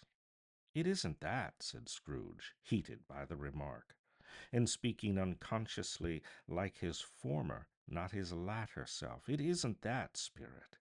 He has the power to render us happy or unhappy, to make our service light or burdensome, a pleasure or a toil. Say that his power lies in words and looks, in things so slight and insignificant that it is impossible to add or count them up. What then? The happiness he gives is quite as great as if it cost a fortune. He felt the spirit's glance and stopped. What is the matter? Asked the ghost. Nothing particular, said Scrooge. Something, I think, the ghost insisted. No, said Scrooge, no. I should like to be able to say a word or two to my clerk just now. That's all. His former self turned down the lamps as he gave utterance to that wish, and Scrooge and the ghost again stood side by side in the open air. My time grows short, observed the spirit. Quick! This was not addressed to Scrooge, or to anyone whom he could see, but it produced an immediate effect, for again Scrooge saw himself. He was older now, a man in the prime of his life. His face had not the harsh and rigid lines of later years, but it had begun to wear the signs of care and avarice. There was an eager, greedy, restless motion to the eye, which showed the passion that had taken root, and where the shadow of the growing tree would fall. He was not alone, but sat by the side of a fair young girl in a mourning dress, in whose eyes there were tears, which sparkled in the light that shone out of the ghost of Christmas past. It matters little, she said softly, to you, very little. Another idol has displaced me, and if it can cheer and comfort you in time to come, as I would have tried to do, I have no just cause to grieve. What idol has displaced you? He rejoined. A golden one. This is the even-handed dealing of the world, he said. There is nothing on which it is so hard as poverty, and there is nothing it professes to condemn with such severity as the pursuit of wealth. You fear the world so much, she answered gently. All your other hopes have merged into the hope of being beyond the chance of its sordid reproach. I have seen your nobler aspirations fall off one by one until the master passion, gain, engrosses you. Have I not? What then? He retorted. Even if I have grown so much wiser, what then? I'm not changed towards you. She shook her head. Am I? Our contract is an old one. It is made when we were both poor and content to be so, until, in good season, we could improve our worldly fortune by our patient industry. You are changed. When it was made, you were another man. I was a boy, he said impatiently. Your own feeling tells you that you were not what you are, she returned. I am. That which promised happiness when we were one in heart is fraught with misery now that we are two. How often and how keenly I have thought of this, I will not say. It is enough that I have thought it and can release you. Have I ever sought release? In words? No, never. In what then? In a changed nature, in an altered spirit, in another atmosphere of life, another hope as its great end, in everything that made my love of any worth or value in your sight. If this had never been between us, said the girl, looking mildly, but with steadiness upon him, tell me, would you seek me out and try to win me now? Ah, no. He seemed to yield to the justice of this supposition in spite of himself, but he said with a struggle, you think not. I would gladly think otherwise if I could, she answered. Heaven knows. When I have learned the truth like this, I know how strong and irresistible it must be. But if you were free today, tomorrow, yesterday, can even I believe that you would choose a dowerless girl, you who, in your very confidence with her, weigh everything by gain? Or choosing her, if for a moment you were false enough to your one guiding principle to do so, do I not know that your repentance and regret would surely follow? I do, and I release you, with a full heart, for the love of him you once were. He was about to speak, but with her head turned from him, she resumed. You may, the memory of what is past half makes me hope you will. You may have pain in this, a very, very brief time, and you will dismiss the recollection of it gladly as an unprofitable dream from which it happened well that you awoke. May you be happy in life. She left him, and they parted. Spirit, said Scrooge, show me no more. Conduct me home. Why do you delight to torture me? One shadow more, said the ghost. No more, said Scrooge, no more. I don't wish to see it. Show me no more.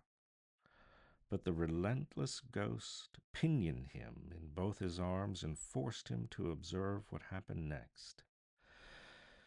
They were in another scene and place, a room, not very large or handsome, but full of comfort.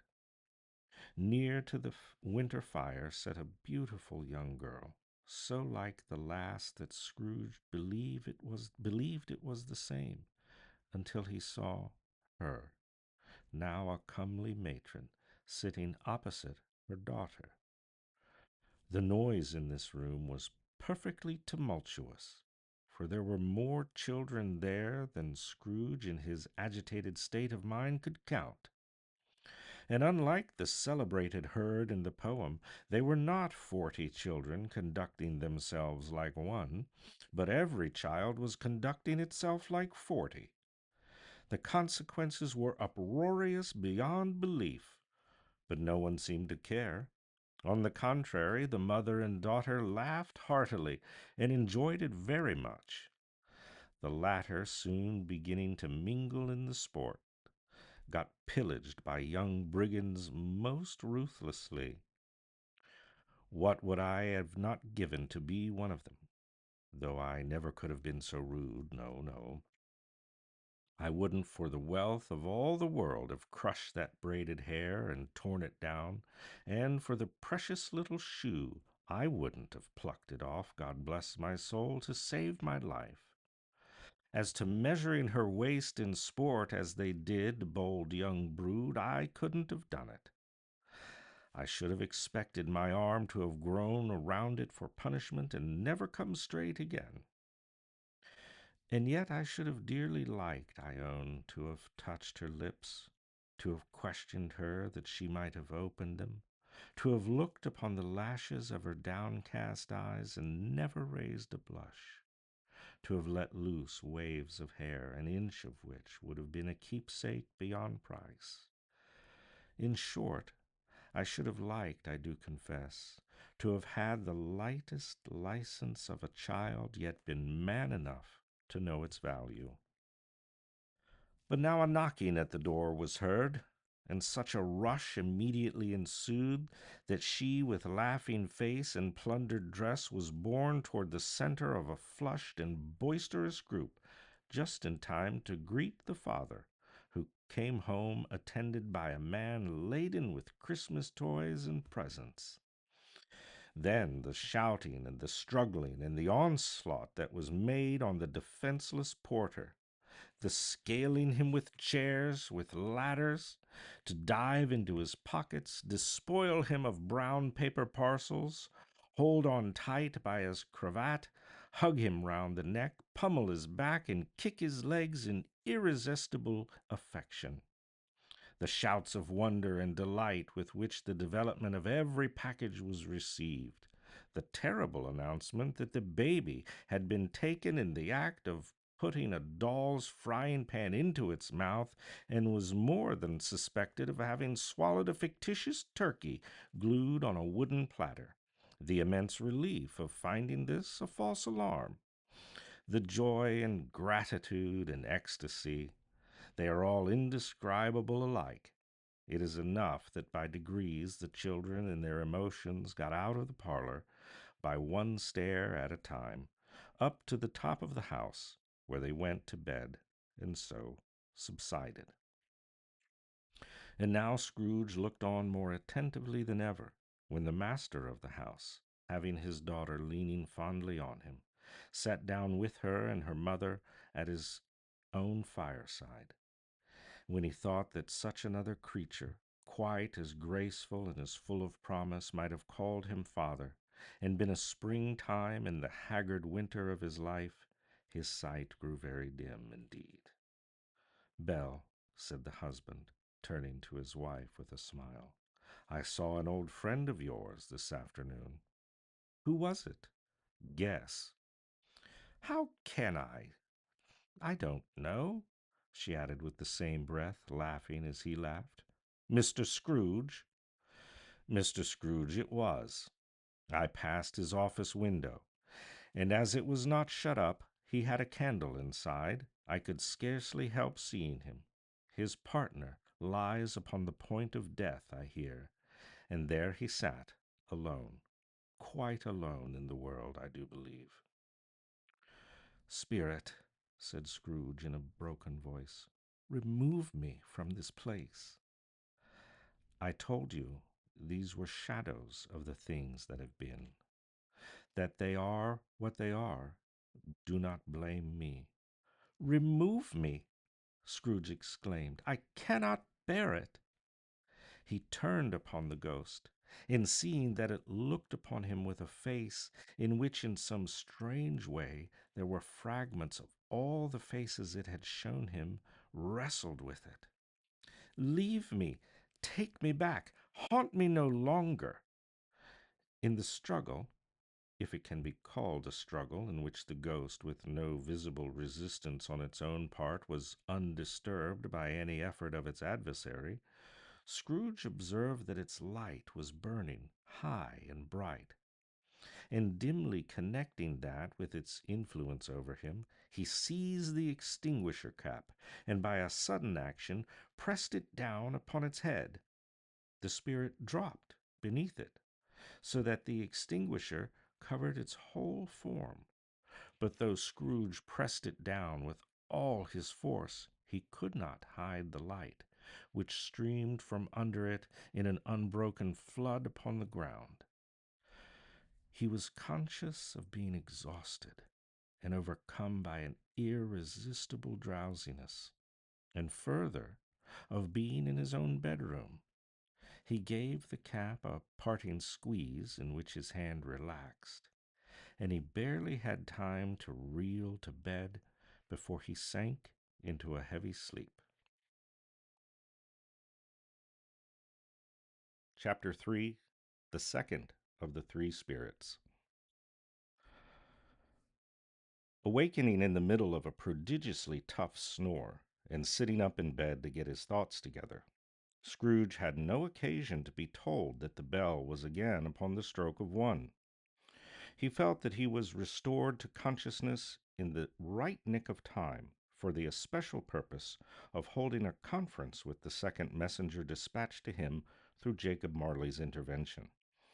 But finding that he turned uncomfortably cold when he began to wonder which of his curtains this new spectre would draw back, he put them every one aside with his own hands, and lying down again, established a sharp lookout all around the bed, for he wished to challenge the spirit on the moment of its appearance, and did not wish to be taken by surprise and made nervous.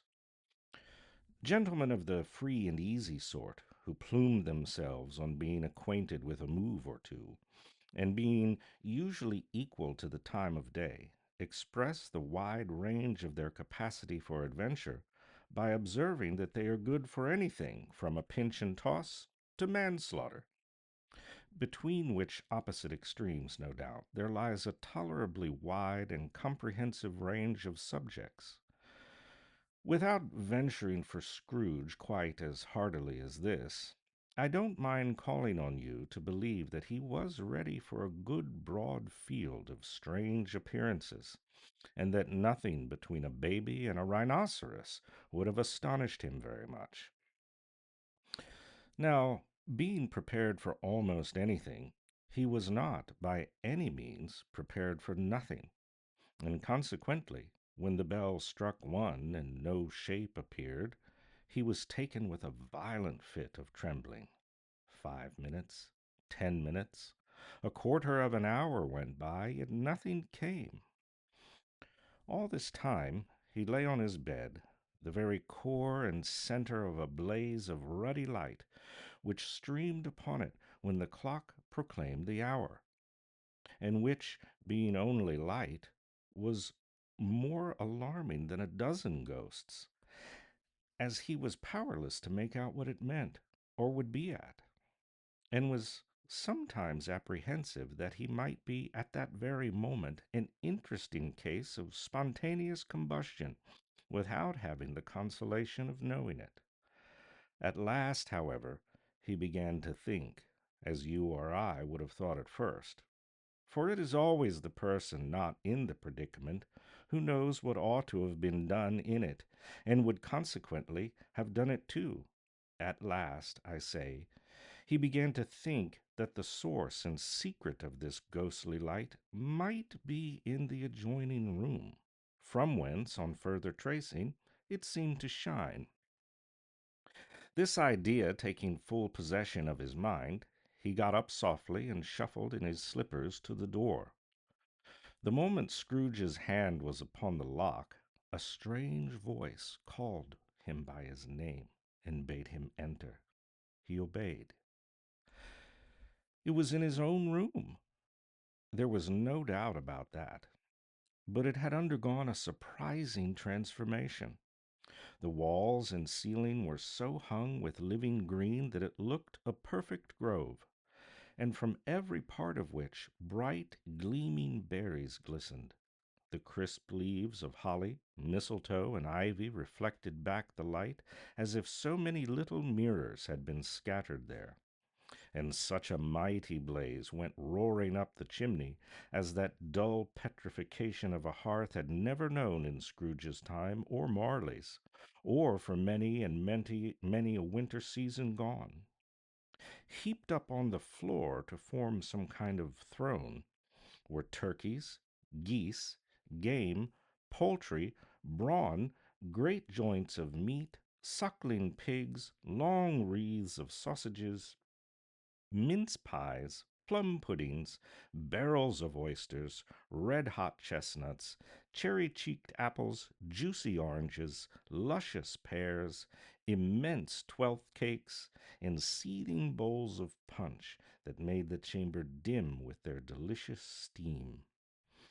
In easy state upon this couch there sat a jolly giant, glorious to see, who bore a glowing torch in the shape not unlike Plenty's horn, and held it up, high up, to shed its light on Scrooge as he came peeping round the corner. "Come in," exclaimed the ghost. "Come in and know me better, man." Scrooge entered timidly and hung his head before this spirit. He was not the dogged Scrooge that he had been, and though the spirit's eyes were clear and kind, he did not like to meet them. "I am the ghost of Christmas present," said the spirit. "Look upon me." Scrooge reverently did so. It was clothed in one simple deep green robe or mantle, bordered with white fur. This garment hung so loosely on the figure that its capacious breast was bare, as if disdaining to be warded or concealed by any artifice. Its feet, observable beneath the ample folds of the garment, were also bare, and on its head it wore no other covering than a holly wreath, set here and there with shining icicles. Its dark brown curls were long and free, free as its genial face, its sparkling eye, its open hand, its cheery voice, its unconstrained demeanor, and its joyful air.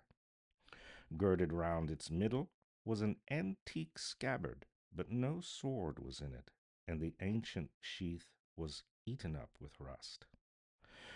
"You have never seen the like of me before," exclaimed the spirit. "Never," Scrooge made answer to it. "Have never walked forth with the younger members of my family, meaning, for I am very young, my elder brothers born in these later years," pursued the phantom. "I don't think I have," said Scrooge. "I'm afraid I have not. Have you had many brothers, spirit?" "More than 1,800," said the ghost.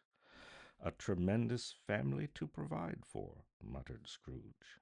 The ghost of Christmas present rose. "Spirit," said Scrooge submissively, "conduct me where you will. I went forth last night on compulsion, and I learnt a lesson which is working now. Tonight, if you have aught to teach me, let me profit by it. Touch my robe." Scrooge did as he was told, and held it fast. Holly, mistletoe, red berries, ivy, turkeys, geese, game, poultry, brawn, meat, pigs, sausages, oysters, pies, puddings, fruit, and punch all vanished instantly. So did the room, the fire, the ruddy glow, the hour of night, and they stood in the city streets on Christmas morning, where, for the weather was severe, the people made a rough but brisk and not unpleasant kind of music in scraping the snow from the pavement in front of their dwellings, and from the tops of their houses, whence it was a mad delight to see the boys watch it come plumping down onto the road below, and splitting into artificial little snowstorms. The house fronts looked black enough, and the windows blacker, contrasting with the white sheet of snow upon the roofs, and with the dirtier snow upon the ground, which last deposit had been plowed up in deep furrows by the heavy wheels of carts and wagons, furrows that crossed and recrossed each other hundreds of times, where the streets branched off and made intricate channels, hard to trace, in the thick yellow mud and icy water. The sky was gloomy, and the shortest streets were choked up with a dingy mist, half thawed, half frozen, whose heavier particles descended in a shower of sooty atoms, as if all the chimneys in Great Britain had, by one consent, caught fire and were blazing away to their dear hearts' content. There was nothing very cheerful in the climate or the town, and yet there was an air of cheerfulness abroad that the clearest summer air and brightest summer sun might have endeavored to diffuse in vain. For the people who were shoveling away on the housetops were jovial and full of glee, calling out to one another from the parapets, and now and then exchanging a facetious snowball, better nature missiled by far than many a wordy jest, laughing heartily if it went right, and not less heartily if it went wrong. The poulterers' shops were still half open, and the fruiterers were radiant in their glory. There were great, round, pot bellied baskets of chestnuts, shaped like the waistcoats of jolly old gentlemen, lolling at the doors and tumbling out into the streets in their apoplectic opulence. There were ruddy, brown faced, broad girthed Spanish onions, shining in the fatness of their growth like Spanish friars, and winking from their shelves in wanton slyness at the girls as they went by, and glanced demurely at the hung up mistletoe.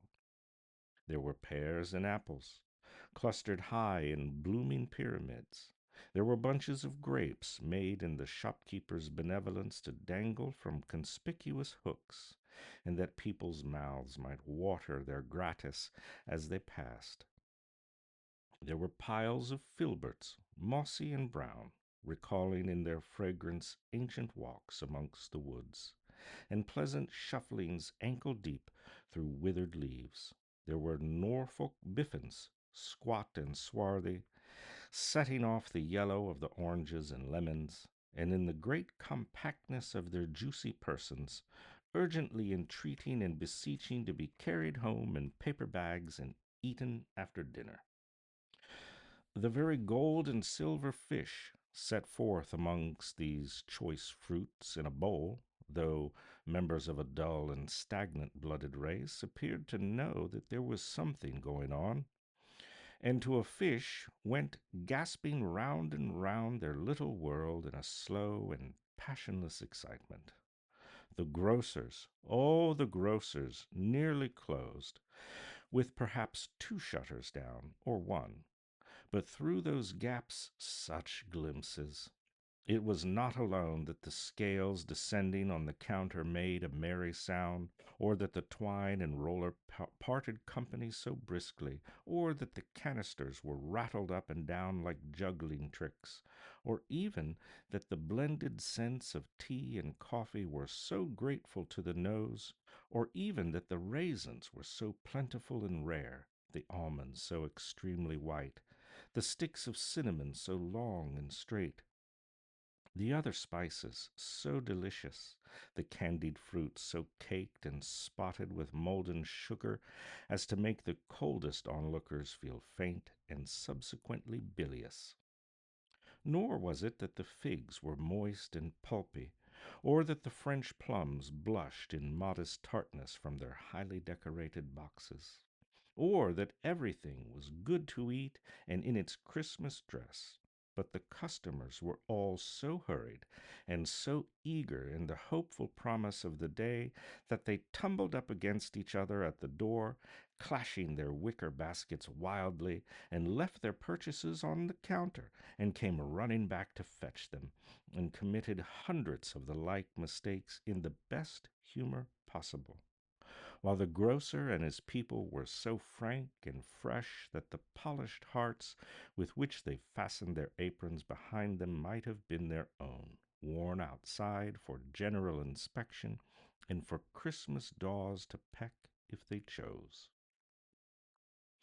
But soon the steeples called all good people to church and chapel, and away they came, flocking through the streets in their best clothes and with their gayest faces.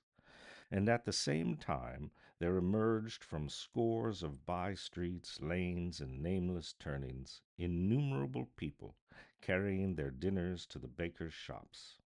The sight of these poor revelers appeared to interest the spirit very much, for he stood with Scrooge beside him in a baker's doorway, and taking off the covers of their bearers as they passed, sprinkled incense on their dinners from his torch. And it was a very uncommon kind of torch, for once or twice, when there were angry words between some dinner carriers who had jostled each other, he shed a few drops of water on them from it, and their good humor was restored directly, for they said it was a shame to quarrel upon Christmas Day, and so it was. God love it, so it was. In time the bells ceased, and the baskets and bakers were shut up, And yet there was a genial shadowing forth of all these dinners and the progress of their cooking in the thawed blot of wet above each baker's oven, where the pavement smoked as if the stones were cooking too. Is there a peculiar flavor in what you sprinkle from your torch? Asked Scrooge. There is, my own. Would it apply to any kind of dinner on this day? Asked Scrooge. To any, kindly given. To a poor one, most. Why to a poor one most? Asked Scrooge. Because it needs it most. Spirit, said Scrooge, after a moment's thought, I wonder you, of all the beings in the many worlds about us, should desire to cramp these people's opportunities of innocent enjoyment. I? Cried the spirit. You would deprive them of their means of dining every seventh day, often the only day on which they can be said to dine at all. Wouldn't you? I? Cried the spirit.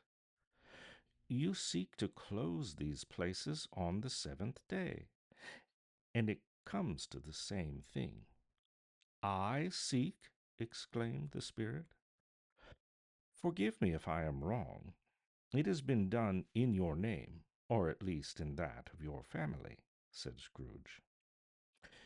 There are some upon this earth of yours, returned the spirit, who lay claim to know us, and who do their deeds of passion, pride, ill will, hatred, envy, bigotry, and selfishness in our name, who are as strange to us and all our kith and kin as if they had never lived. Remember that, and charge their doings on themselves, not us. Scrooge promised that he would, and they went on, invisible, as they had been before, into the suburbs of the town. It was a remarkable quality of the ghost which Scrooge had observed at the baker's, that notwithstanding his gigantic size, he could accommodate himself to any place with ease, and that he stood beneath a low roof quite as gracefully and like a supernatural creature as it was possible he could have done in any lofty hall. And perhaps it was the pleasure of the good spirit that he had showing off of his power, or else it was his own kind, generous, hearty nature, and his sympathy with all poor men, that led him straight to Scrooge's clerks. For there he went, and took Scrooge with him, holding to his robe. And on the threshold of the door the spirit smiled, and stopped to bless Bob Cratchit's dwelling with the sprinkling of his torch. Think of that! Bob had but 15 bob a week himself. He pocketed on Saturdays but 15 copies of his Christian name. And yet the ghost of Christmas present blessed his four-roomed house. Then rose up a Mrs. Cratchit, Cratchit's wife, dressed out but poorly in a twice-turned gown, but brave in ribbons, which are cheap and make a goodly show for sixpence. And she laid the cloth, assisted by Belinda Cratchit, second of her daughters, also brave in ribbons, while Master Peter Cratchit plunged a fork into the saucepan of potatoes, getting the corners of his monstrous shirt-collar, Bob's private property conferred upon his son and heir in honor of the day, into his mouth, rejoicing to find himself so gallantly attired, and yearned to show his linen in the fashionable parks. And now 2 smaller Cratchits, boy and girl, came tearing in, screaming that outside the baker's they had smelt the goose and known it for their own. And basking in luxurious thoughts of sage and onion, these young Cratchits danced about the table, and exalted Master Peter Cratchit to the skies, and he, not proud, although his collars nearly choked him, blew the fire, until the slow potatoes bubbling up knocked loudly at the saucepan lid to be let out and peeled. What has ever got your precious father, then? Said Mrs. Cratchit, and your brother, Tiny Tim, and Martha warn't as late as last Christmas Day by half an hour. Here's Martha, mother, said a girl, appearing as she spoke. Here's Martha, mother, cried the two young Cratchits. Hurrah! There's such a goose, Martha. Why, bless your heart alive, my dear, how late you are, said Mrs. Cratchit, kissing her a dozen times and taking off her shawl and bonnet for her with officious zeal. We'd a deal of work to finish up last night, replied the girl, and had to clear away this morning, mother. Well, never mind, so long as you are come, said Mrs. Cratchit. Sit ye down before the fire, my dear, and have a warm, Lord bless ye. No, no, there's father coming, cried the two young Cratchits, who were everywhere at once. Hide, Martha, hide. So Martha hid herself, and in came little Bob the father, with at least 3 feet of comforter exclusive of the fringe hanging down before him, and his threadbare clothes darned up and brushed to look seasonable, and Tiny Tim upon his shoulder. Alas for Tiny Tim! He bore a little crutch, and had his limbs supported by an iron frame. Why, where's our Martha? Cried Bob Cratchit, looking round. Not coming, said Mrs. Cratchit. Not coming, said Bob, with a sudden declension in his high spirits, for he had been Tim's blood horse all the way from church, and had come home rampant. Not coming upon Christmas Day? Martha didn't like to see him disappointed, even if it were only a joke.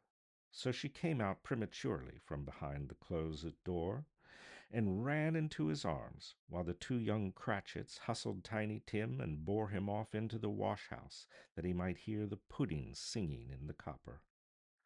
And how did little Tim behave? Asked Mrs. Cratchit, when she had rallied Bob on his credulity, and Bob had hugged his daughter to his heart's content. As good as gold, said Bob, and better.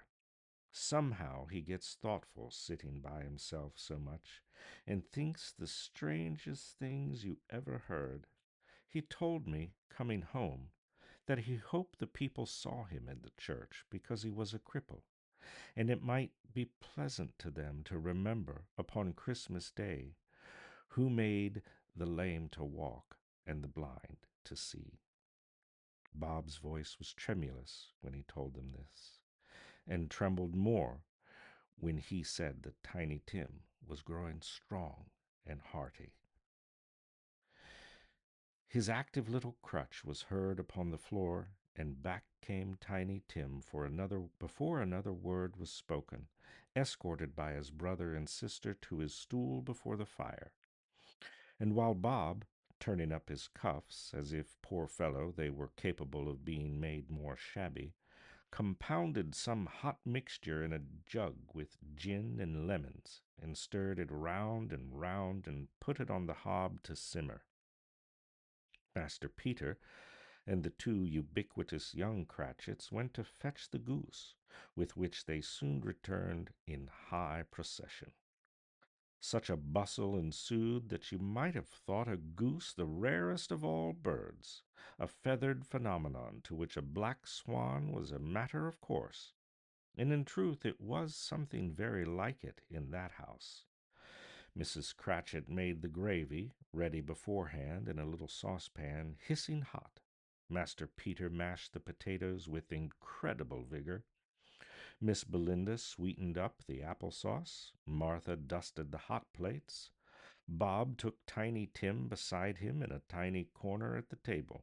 The two young Cratchits set chairs for everybody, not forgetting themselves, and mounted guard upon their post, crammed spoons into their mouths lest they should shriek for goose before their turn came to be helped.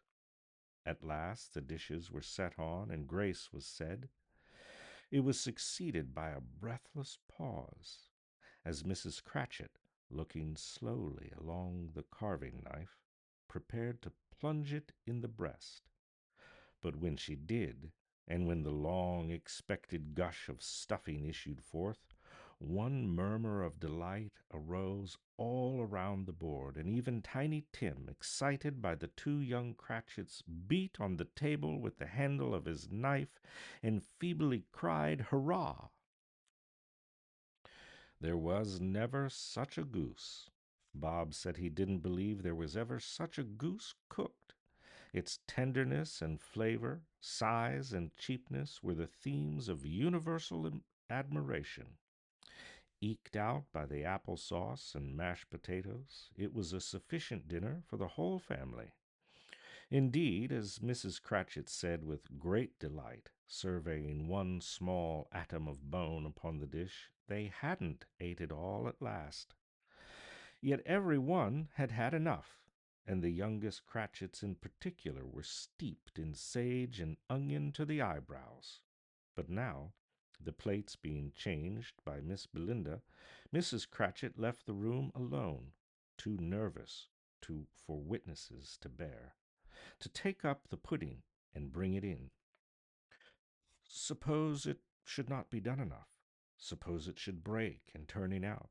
Suppose somebody should have gotten over the wall of the backyard and stolen it while they were merry with the goose? A supposition at which the two young Cratchits became livid. All sorts of horrors were supposed. Halloo, what a great deal of steam! The pudding was out of the copper. A smell like a washing day, that was the cloth. A smell like an eating house and a pastry cook's next door to each other, with a laundress's next door to that. That was the pudding. In half a minute, Mrs. Cratchit entered, flushed but smiling proudly. With the pudding like a speckled cannon ball, so hard and firm, blazing in a half quartern of ignited brandy, and bedight with Christmas holly stuck on top.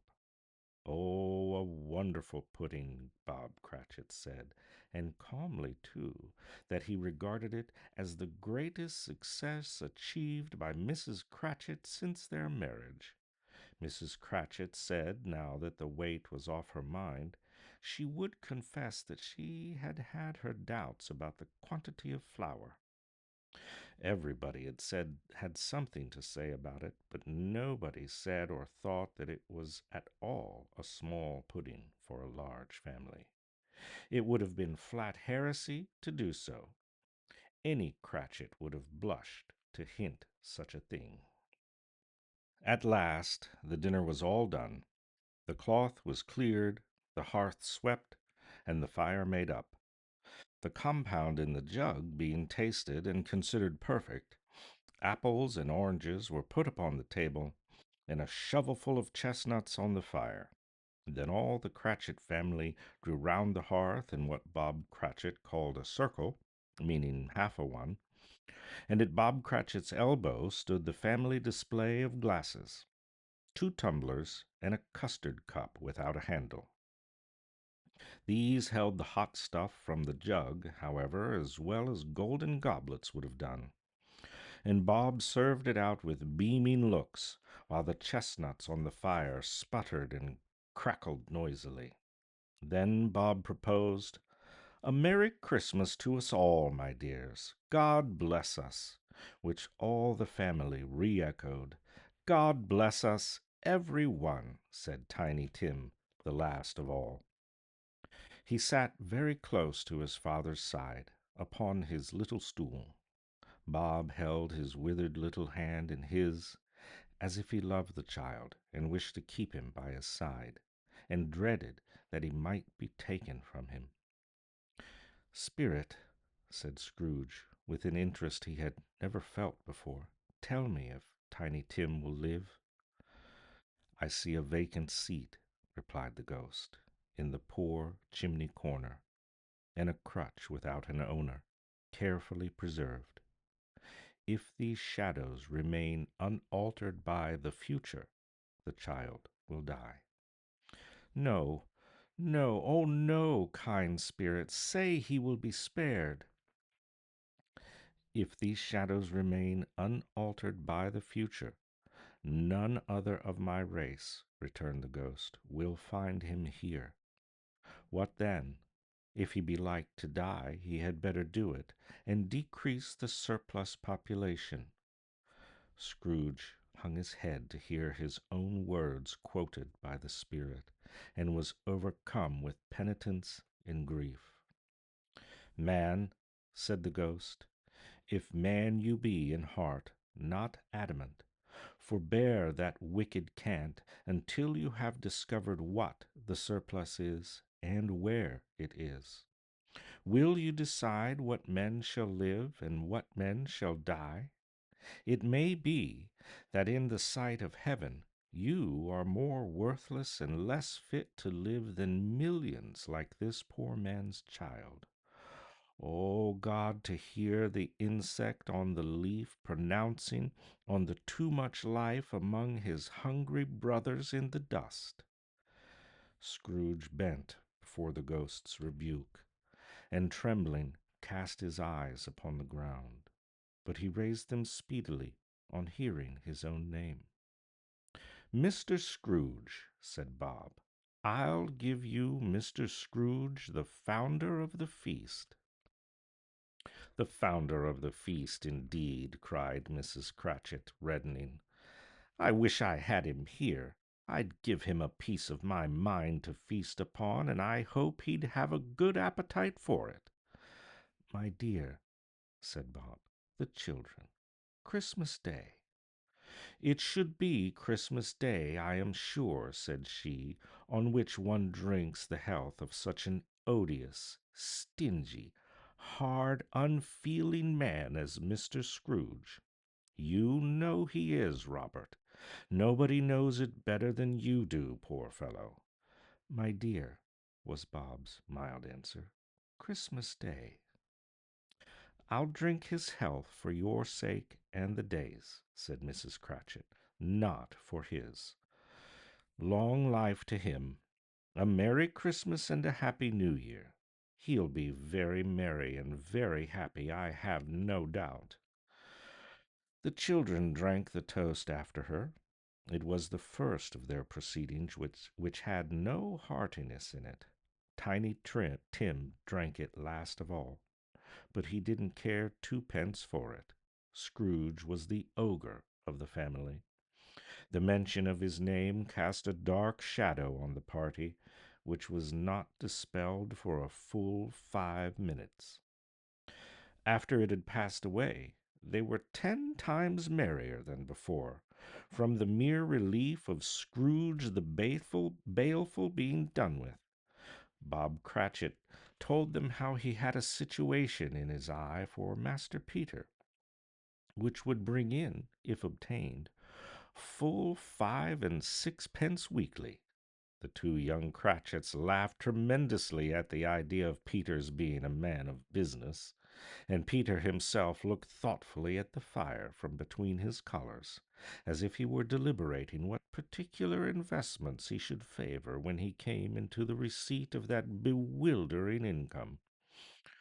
Martha, who was a poor apprentice at a milliner's, then told them what kind of work she had to do, and how many hours she worked at a stretch, and how she meant to lie abed tomorrow morning for a good long rest, tomorrow being a holiday she passed at home.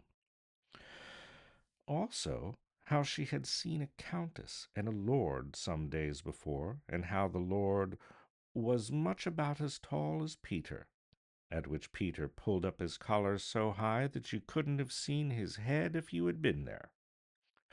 All this time the chestnuts in the jug went round and by they had a song about a lost child traveling in the snow from Tiny Tim, who had a plaintive little voice and sang it very well indeed. There was nothing of high mark in this.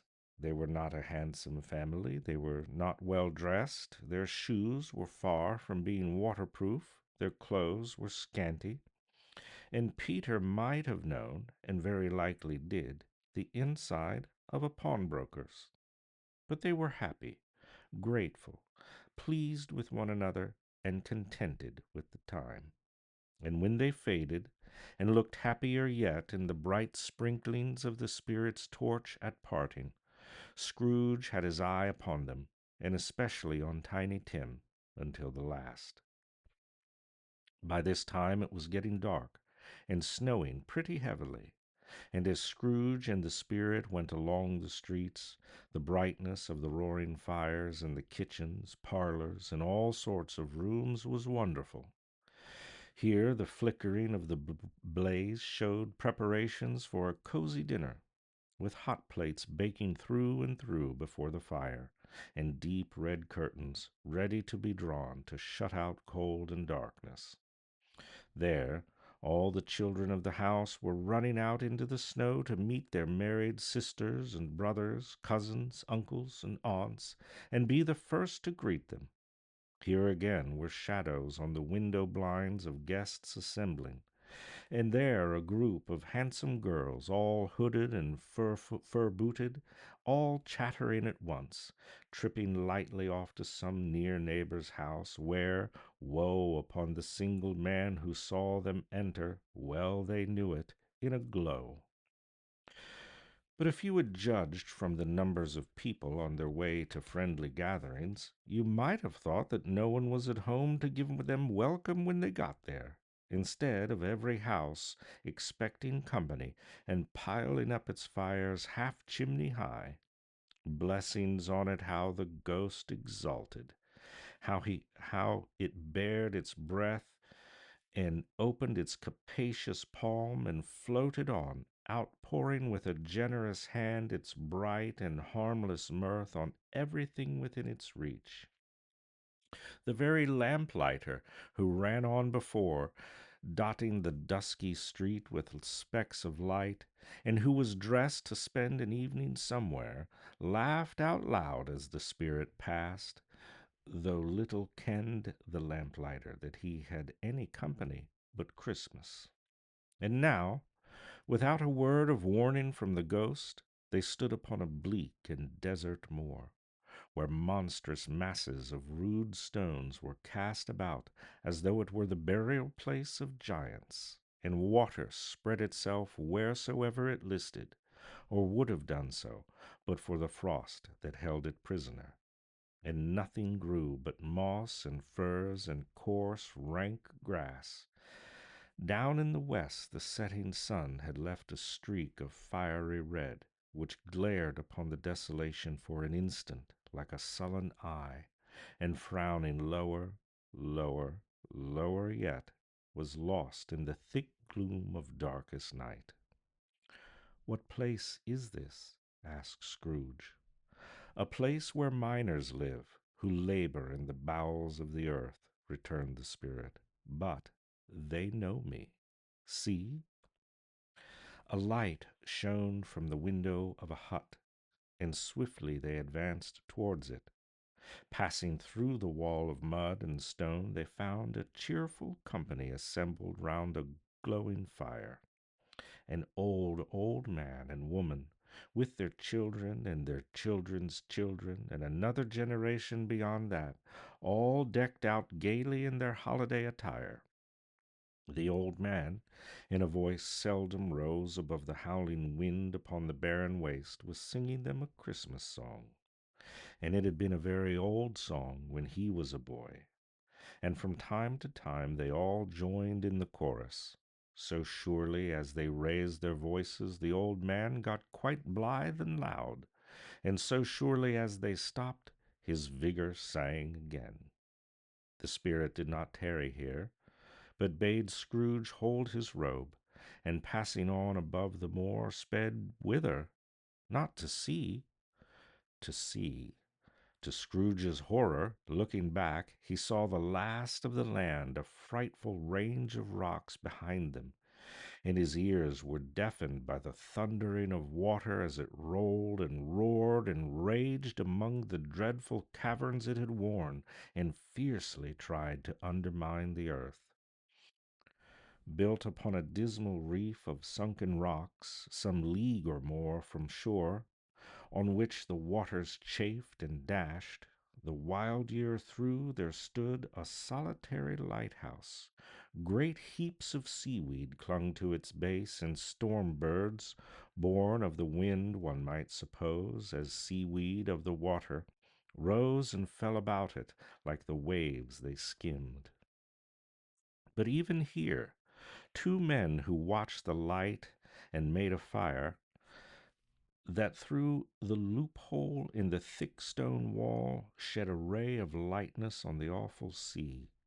Joining their horny hands over the rough table at which they sat, they wished each other Merry Christmas in their can of grog. One of them, the older, with his face all damaged and scarred from the hard weather, as the figurehead of an old ship might be, struck up a sturdy song that was like a gale in itself. Again the ghost sped on, above the black and heaving sea, on, until being far away, as he told Scrooge, from any shore, they lighted on a ship. They stood behind the helmsman at the wheel, the lookout at the bow, the officers who had the watch, dark, ghostly figures in their several stations. But every man among them hummed a Christmas tune, or had a Christmas thought, or spoke below his breath to his companion of some bygone Christmas day with homeward hopes belonging to it. And every man on board, waking or sleeping, good or bad, had a kinder word for another on that day than on any day of the year, and had shared to some extent in its festivities, and had remembered those he cared for at a distance, and had known that they delighted to remember him. It was a great surprise to Scrooge, while listening to the moaning of the wind, and thinking what a solemn thing it was to move on through the lonely darkness over an unknown abyss, whose depths were secret as profound as death. It was a great surprise to Scrooge, while thus engaged, to hear a hearty laugh.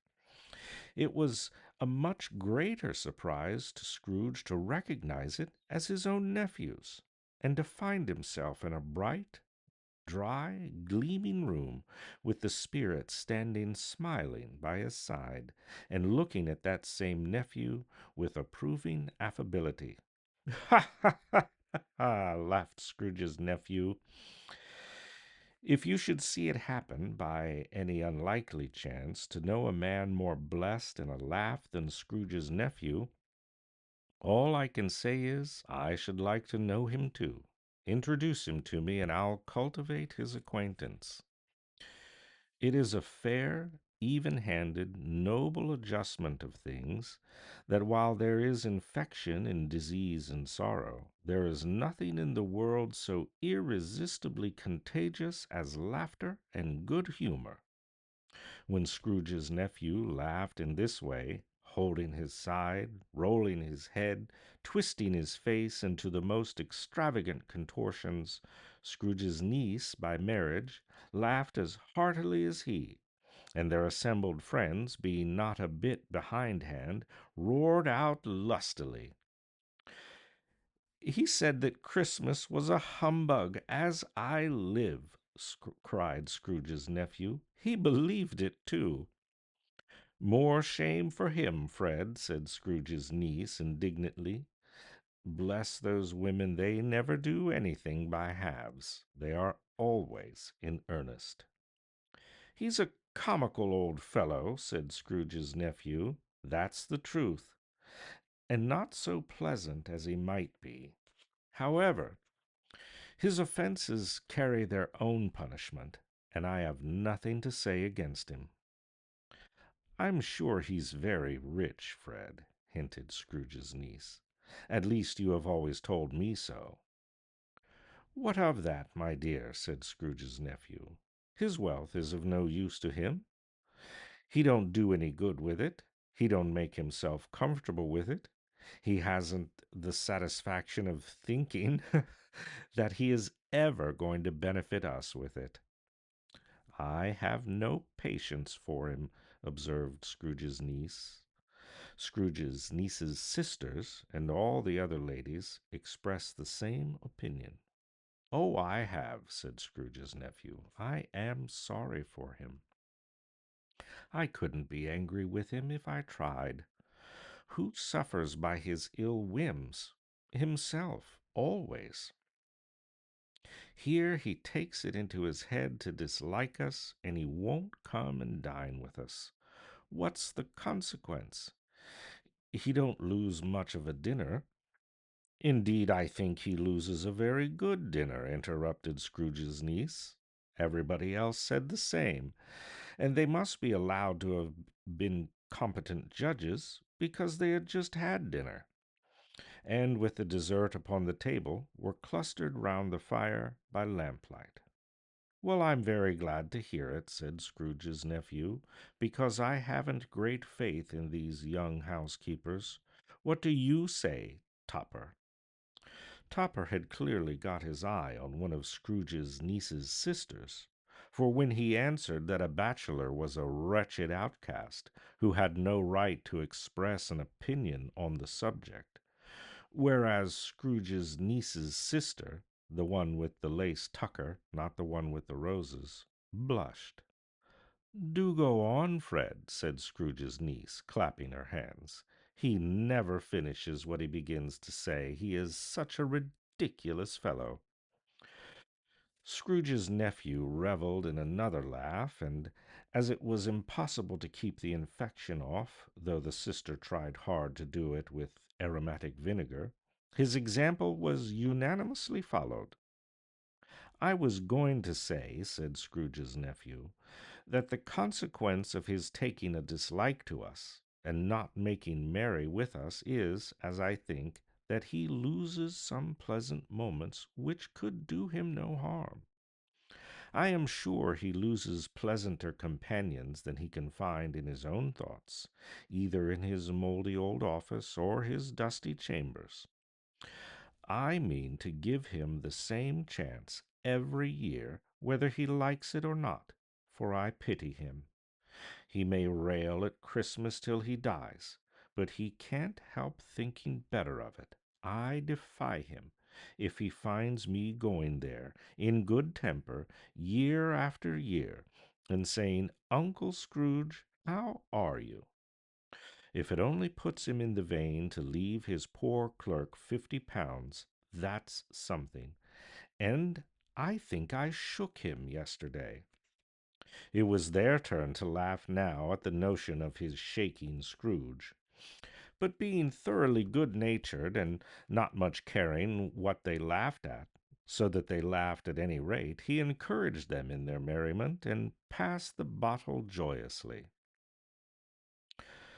After tea they had some music, for they were a musical family, and knew what they were about, when they sung a glee or a catch, I can assure you. Especially Topper, who could growl away in the bass like a good one, and never swell the large veins in his forehead, or get red in the face over it. Scrooge's niece played well upon the harp, and played among other tunes a simple little air, a mere nothing. You might learn to whistle it in 2 minutes, which had been familiar to the child who fetched Scrooge from the boarding school, as he had been reminded by the ghost of Christmas past. When this strain of music sounded, all the things that ghost had shown him came upon his mind. He softened more and more, and thought that if he could have listened to it often, years ago, he might have cultivated the kindness of life for his own happiness with his own hands, without resorting to the sexton's spade that buried Jacob Marley. But they didn't devote the whole evening to music. After a while they played at forfeits, for it is good to be children sometimes, and never better than at Christmas, when its mighty founder was a child himself. There was first a game of blind man's buff. Of course there was. And I no more believe Topper was really blind than I believe he had eyes in his boots. My opinion is that it was a done thing between him and Scrooge's nephew, and that the ghost of Christmas present knew it. The way he went after that sister with the lace tucker was an outrage on the credulity of human nature, knocking down the fire irons, tumbling over chairs, bumping up against the piano, smothering himself among the curtains wherever she went, there he went. He always knew where the sister was. He wouldn't catch anybody else. If you had fallen up against him, as some of them did, and stood there, he would have made a feint of endeavoring to seize you, which would have been an affront to your understanding. He would have instantly sidled off in the direction of the sister. She often cried out that it wasn't fair, and it really was not. But when at last he caught her, when in spite of all her silken rustlings and her rapid flutterings past him, he got her into a corner from whence there was no escape, then his conduct was the most unpleasant. For his pretending not to know her, his pretending that it was necessary to touch her headdress, and to further assure himself of her identity by pressing the ring upon her finger, and a certain chain around her neck. It was vile, monstrous. No doubt she told him her opinion of it when, another blind man being in office, they were so very confidential together behind the curtains. Scrooge's niece was not one of the blind man's bluff party, but it was made comfortable with a large chair and footstool in a snug corner where the ghost and Scrooge were close behind her. But she joined in the forfeits, and her love to admiration with all the letters of the alphabet. Likewise, at the game of how, when, and where, she was also very great, and to the secret joy of Scrooge's nephew, beat her sisters, though they were very sharp too, as Topper could have told you. There might have been 20 people there, young and old, but they all played, and so did Scrooge, for wholly forgetting, in the interest he had in what was going on, that his voice made no sound in their ears, he sometimes came out with a guess quite loud, and very often quite right, too. For the sharpest needle, best Whitechapel, warranted not to cut in the eye, was not sharper than Scrooge, blunt as he took it in his head to be. The ghost was greatly pleased to find him in this mood, and looked upon him with such favor that he begged like a boy to be allowed to stay until the guests departed. But this, the spirit said, could not be done. "Here's a new game," said Scrooge. "Only half an hour, spirit, only one." It was a game called Yes and No, where Scrooge's nephew had to think of something, and the rest must find out what.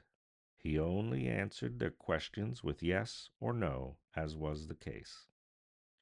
The brisk fire of questioning to which he was exposed elicited from him that he was thinking of an animal, a live animal, a rather disagreeable animal, a savage animal, an animal that growled and grunted sometimes, and talked sometimes, and lived in London, and walked about the streets, and wasn't made a show of, and wasn't led by anybody, and didn't live in a menagerie, and was never killed in a market, and was not a horse, or an ass, or a cow, or a bull, or a tiger, or a dog, or a pig, or a cat, or a bear. At every fresh question that was put to him, this nephew burst into a fresh roar of laughter, and was so inexpressibly tickled that he was obliged to get up off the sofa and stamp. At last the sister, falling into a similar state, cried out, "I have found it! I know what it is, Fred, I know what it is." "What is it?" cried Fred. "It's your Uncle Scrooge." Which it certainly was. Admiration was the universal sentiment, though some objected that the reply to "Is it a bear?"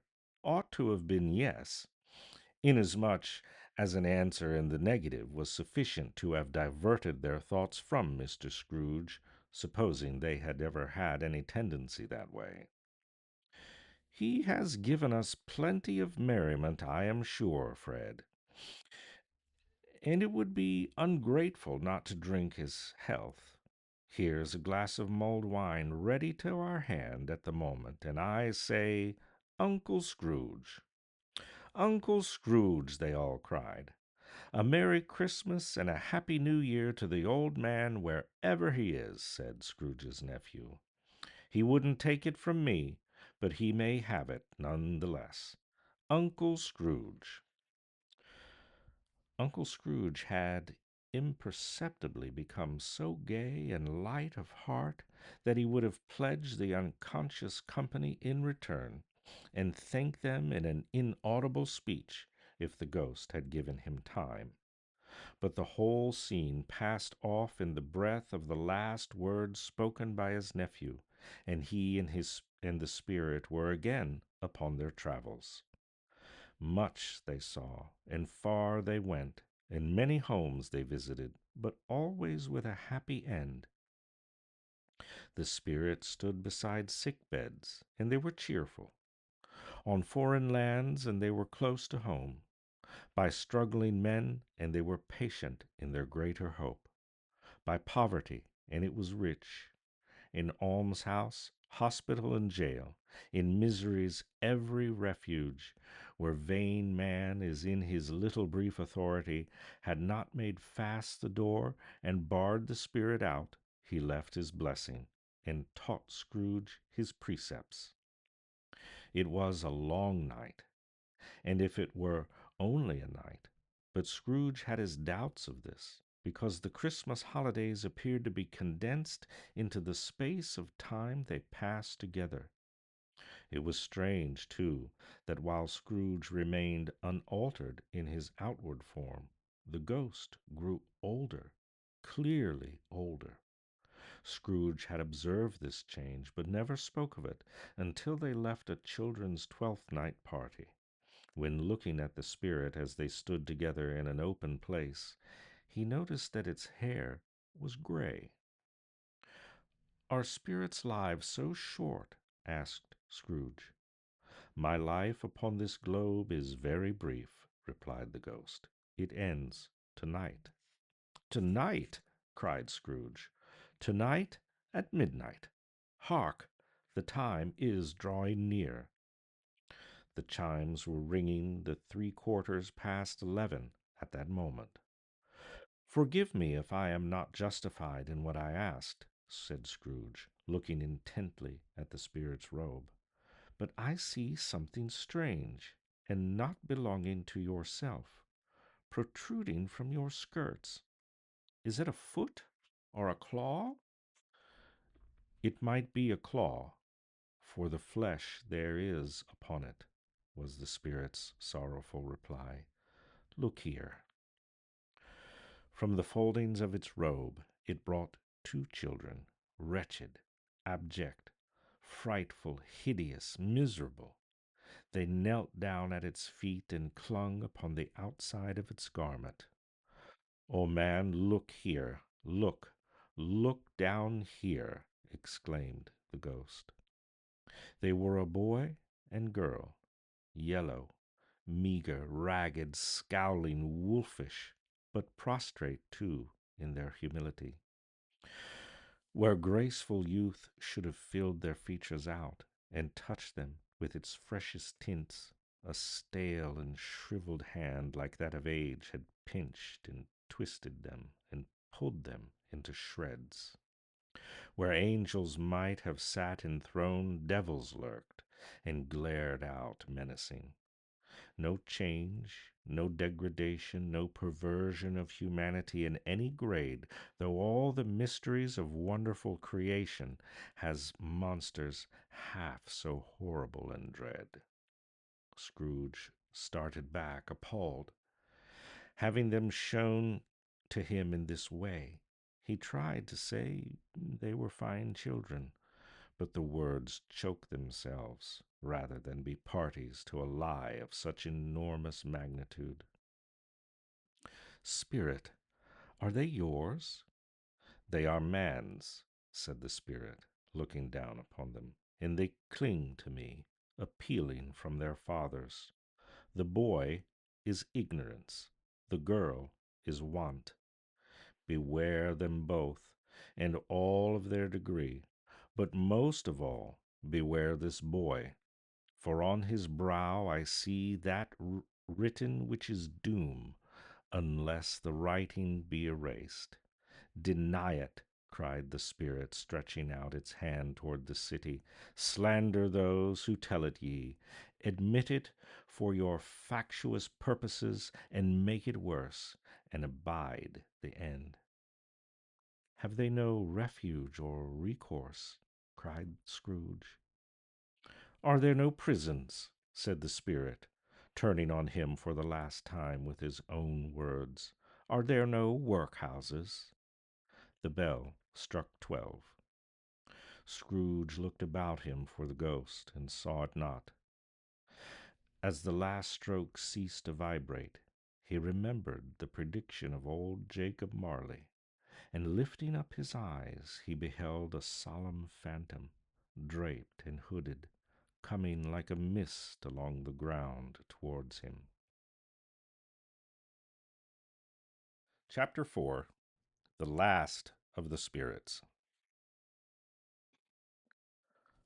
The phantom slowly, gravely, silently approached. When it came near him, Scrooge bent down upon his knee, for in the very air through which the spirit moved, it seemed to scatter gloom and mystery. It was shrouded in a deep black garment which concealed its head, its face, its form, and left nothing of it visible save one outstretched hand. But for this, it would have been difficult to detach its figure from the night and separate it from the darkness by which it was surrounded. He felt that it was tall and stately when it came beside him, and that its mysterious presence filled him with a solemn dread. He knew no more, for the spirit neither spoke nor moved. I am in the presence of the ghost of Christmas yet to come, said Scrooge. The spirit answered not, but pointed onward with its hand. You are about to show me of the things that have not happened, but will happen in the time before us. Is that so, spirit? The upper portion of the garment was contracted for an instant in its folds, as if the spirit had inclined its head. That was the only answer he received. Although well used to ghostly company by this time, Scrooge feared the silent shape so much that his legs trembled beneath him, and he found that he could hardly stand when he prepared to follow it. The spirit paused a moment, as if observing his condition and giving him time to recover. But Scrooge was all the worse for this. It filled him with a vague, uncertain horror to know that behind the dusky shroud there were ghostly eyes intently fixed upon him, while he, though he stretched his own to the utmost, could see nothing but a spectral hand and one great heap of black. Ghost of the future, he exclaimed, I fear you more than any spectre I have seen. But as I know your purpose is to do me good, and as I hope to live to be another man from what I was, I am prepared to bear you company, and do it with a thankful heart. Will you not speak to me? It gave him no reply. The hand was pointed straight before them. Lead on, said Scrooge, lead on. The night is waning fast, and it's precious time to me, I know. Lead on, spirit. The phantom moved away as it had come towards him. Scrooge followed in the shadow of its dress, which bore him up, he thought, and carried him along. They scarcely seemed to enter the city, for the city rather seemed to spring up about them and encompass them of its own act. But they were there, in the heart of it, on change amongst the merchants, who hurried up and down and clinked the money in their pockets and conversed in groups and looked at their watches and trifled thoughtfully with their great gold seals and so forth, as Scrooge had seen them do often. The spirit stopped beside one little knot of businessmen. Observing that the hand was pointed to them, Scrooge advanced to listen to their talk. No, said a great fat man with a monstrous chin. I don't know much about it either way. I only know he's dead. When did he die? Inquired another. Last night, I believe. Why, what was the matter with him? Asked a third, taking a vast quantity of snuff out of a very large snuff box. I thought he'd never die. God knows, said the first with a yawn. What has he done with his money? Asked a red-faced gentleman with a pendulous excrescence on the end of his nose that shook like the gills of a turkey. I haven't heard, said the man with the large chin, yawning again. Left it to his company, perhaps. He hasn't left it to me, that's all I know. This pleasantry was received with a general laugh. It's likely to be a very cheap funeral, said the same speaker, for upon my life I don't know of anybody to go to it. Suppose we make up a party and volunteer. I don't mind going if a lunch is provided, observed the gentleman with the excrescence on his nose. But I must be fed if I make one. Another laugh. Well, I am the most disinterested among you all, after all, said the first speaker, for I never wear black gloves, and I never eat lunch. But I'll offer to go if anybody else will. When I come to think of it, I'm not sure at all that I wasn't his most particular friend, for we used to stop and speak whenever we met. Bye. Speakers and listeners strolled away and mixed with other groups. Scrooge knew the men and looked towards the spirit for an explanation. The phantom glided on into a street, its finger pointing to two persons meeting. Scrooge listened again, thinking that the explanation might lie here. He knew these men also perfectly. They were men of business, very wealthy, and of great importance. He had made a point of always standing well in their esteem, in a business point of view, that is, strictly in a business point of view. How are you? Said one. How are you? Returned the other. Well, said the first, Old Scratch has got his own at last, eh? So I'm told, returned the second. Cold, isn't it? Seasonable for Christmas time. You're not a skater, I suppose? No, no, something else to think of. Good morning. Not another word. That was their meeting, their conversation, and their parting. Scrooge was at first inclined to be surprised that the spirit should attach importance to conversations appearing to be so trivial. But feeling assured that they must have some hidden purpose, he set himself to consider what it was likely to be. They could scarcely be supposed to have any bearing on the death of Jacob, his old partner, for that was past, and this ghost's province was the future. Nor could he think of any one immediately connected with himself, to whom he could apply them.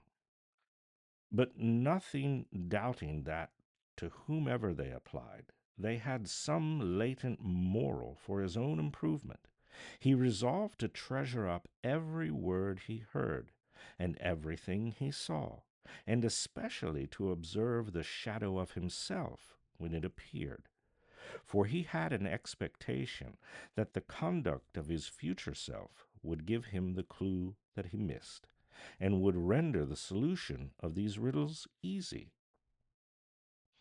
He looked about in that very place for his own image, but another man stood in his accustomed corner, and though the clock pointed to his usual time of day for being there, he saw no likeness of himself among the multitudes that poured in through the porch. It gave him little surprise, however, for he had been revolving in his mind a change of life, and thought and hoped he saw his new-born resolutions carried out in this. Quiet and dark beside him stood the phantom, with its outstretched hand. When he roused himself from his thoughtful quest, he fancied from the turn of the hand and its situation in reference to himself that the unseen eyes were looking at him keenly. It made him shudder and feel very cold. They left the busy scene and went into an obscure part of the town where Scrooge had never been before, although he recognized its situation and its bad repute. The ways were foul and narrow, the shops and houses wretched, the people half naked, drunken, slipshod, ugly. Alleys and archways, like so many cesspools, disgorged their offences of smell and dirt and life upon the straggling streets, and the whole quarter reeked with crime, with filth and misery. Far in this den of infamous resort, there was a low-browed beetling shop below a penthouse roof, where iron, old rags, bottles, bones, and greasy offal were brought. Upon the floor within were piled up heaps of rusty keys, nails, chains, hinges, files, scales, weights, and refuse iron of all kinds. Secrets that few would like to scrutinize were bred and hidden in the mountains of unseemly rags, masses of corrupted fat, and sepulchres of bones. Sitting in among the wares he dealt in, by a charcoal stove made of old bricks, was a gray-haired rascal, nearly 70 years of age, who had screened himself off from the cold air without by a frowsy curtaining of miscellaneous tatters hung upon a line, and smoked his pipe in all the luxury of calm retirement.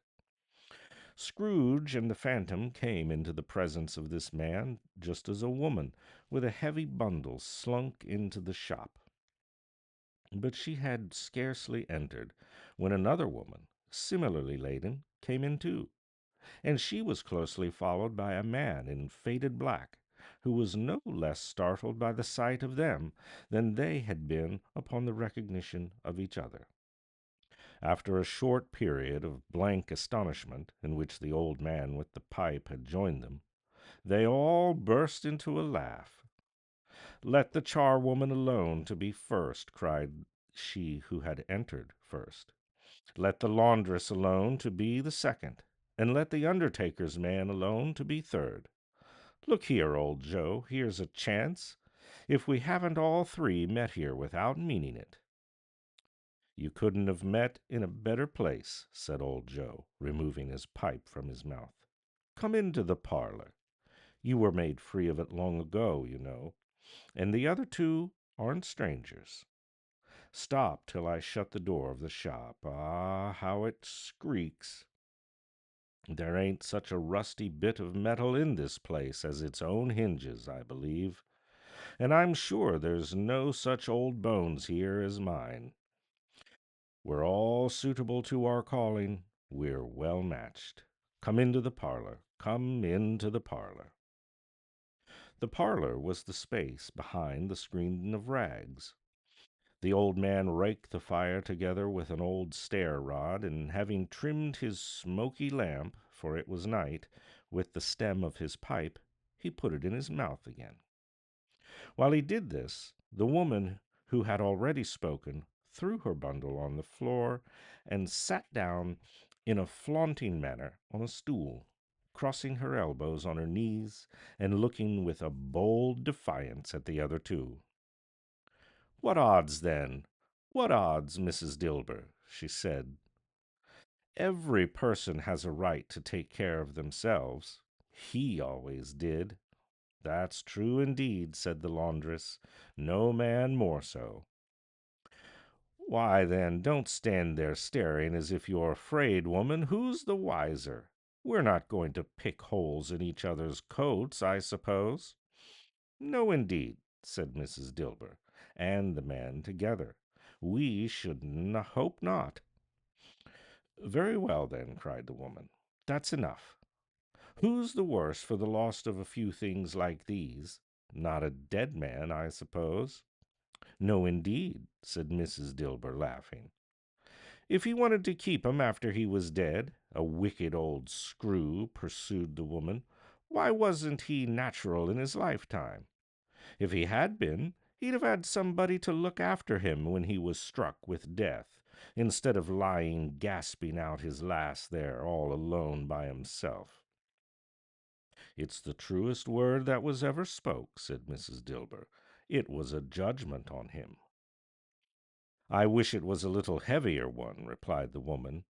"And it should have been, you may depend on it, if I could have laid my hands on anything else.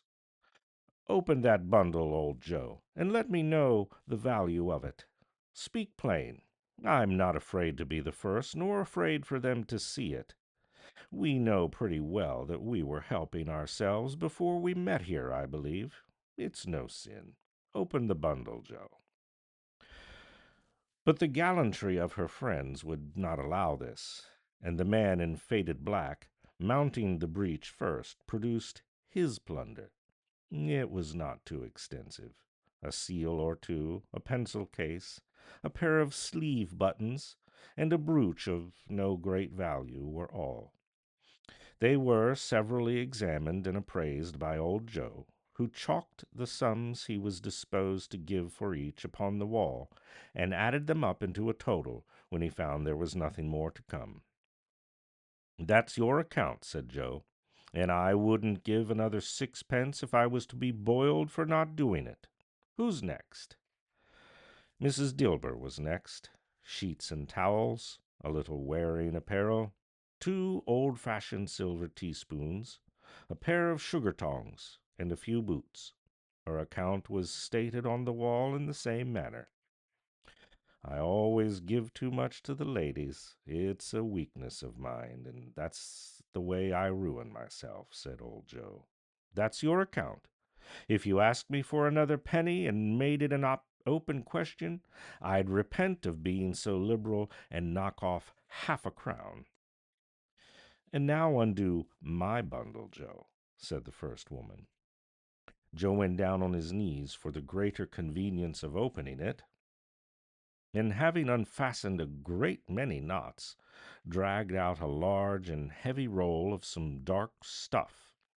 "What do you call this?" said Joe. "Bed curtains." "Ah," returned the woman, laughing and leaning forward on her crossed arms. "Bed curtains. You don't mean to say you took 'em down, rings and all, with him lying there?" said Joe. "Yes, I do," said the woman. "Why not?" "You were born to make your fortune," said Joe, "and you'll certainly do it." "I certainly shan't hold my hand when I get anything in it by reaching out. For the sake of such a man as he, I promise you, Joe, don't drop oil on them blankets now." "His blankets?" asked Joe. "Well, whose else do you think?" replied the woman. "He wasn't likely to take cold without them, I dare say." "I hope he didn't die of anything catching, eh?" said Joe, stopping his work and looking up. "Don't you be afraid of that," returned the woman. "I ain't so fond of his company that I'd loiter about with him after such things if he did.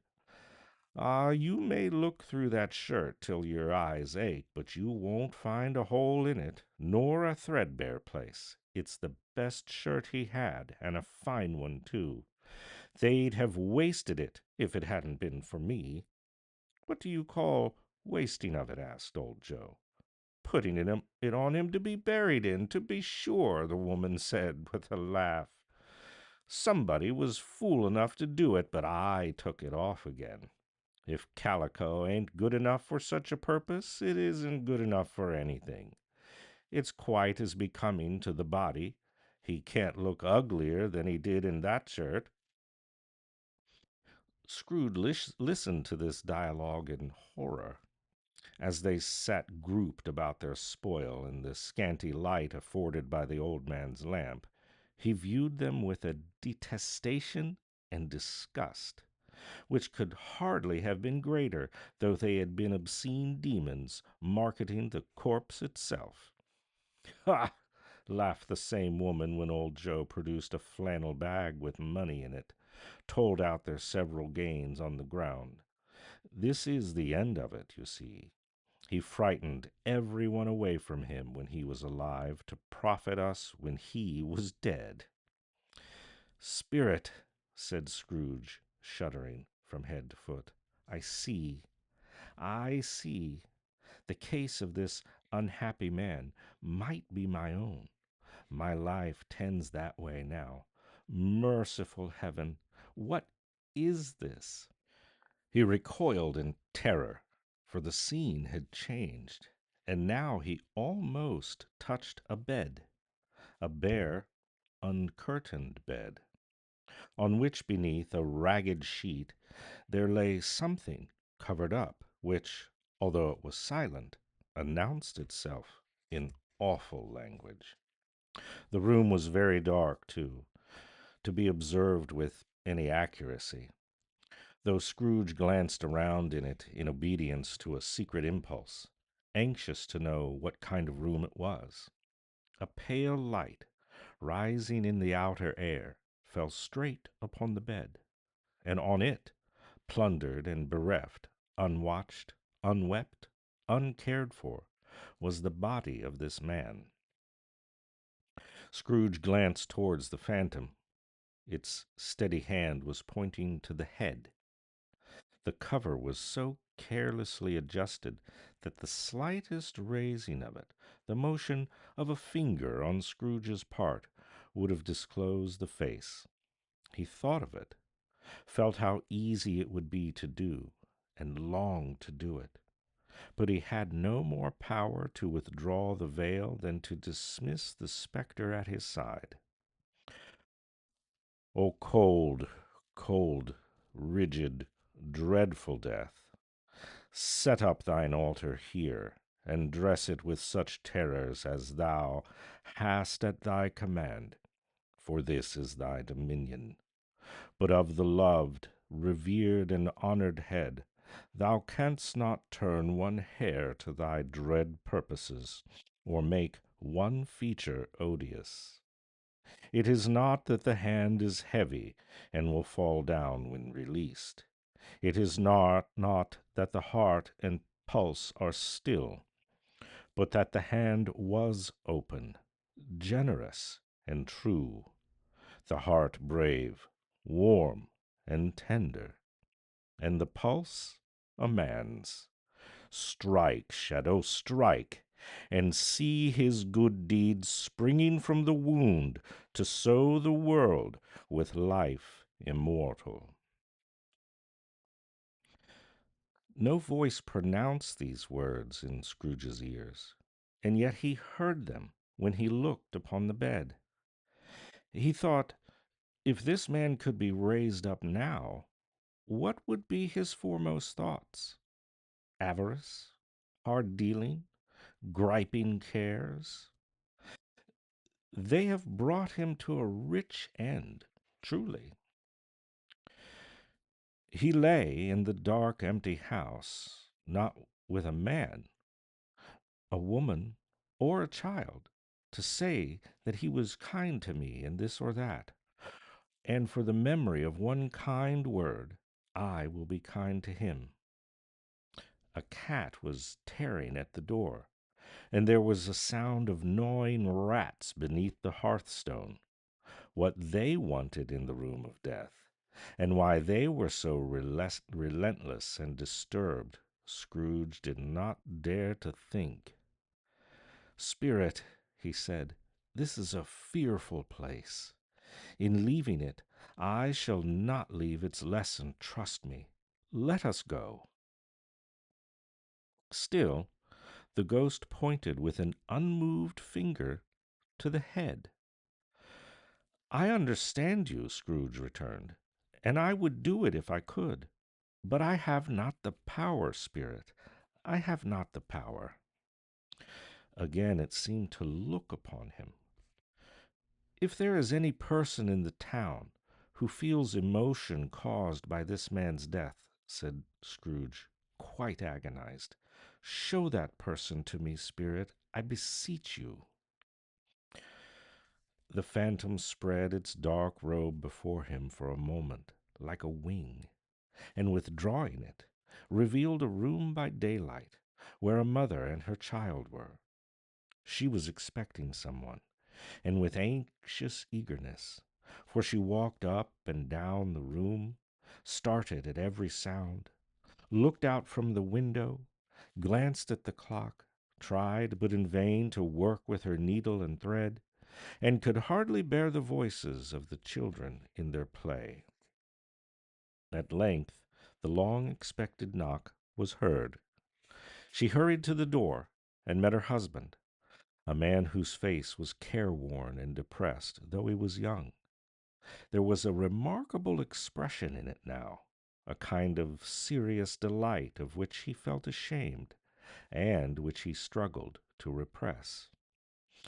He sat down to the dinner that had been hoarding for him by the fire, and when she asked him faintly what news, which was not until after a long silence, he appeared embarrassed how to answer.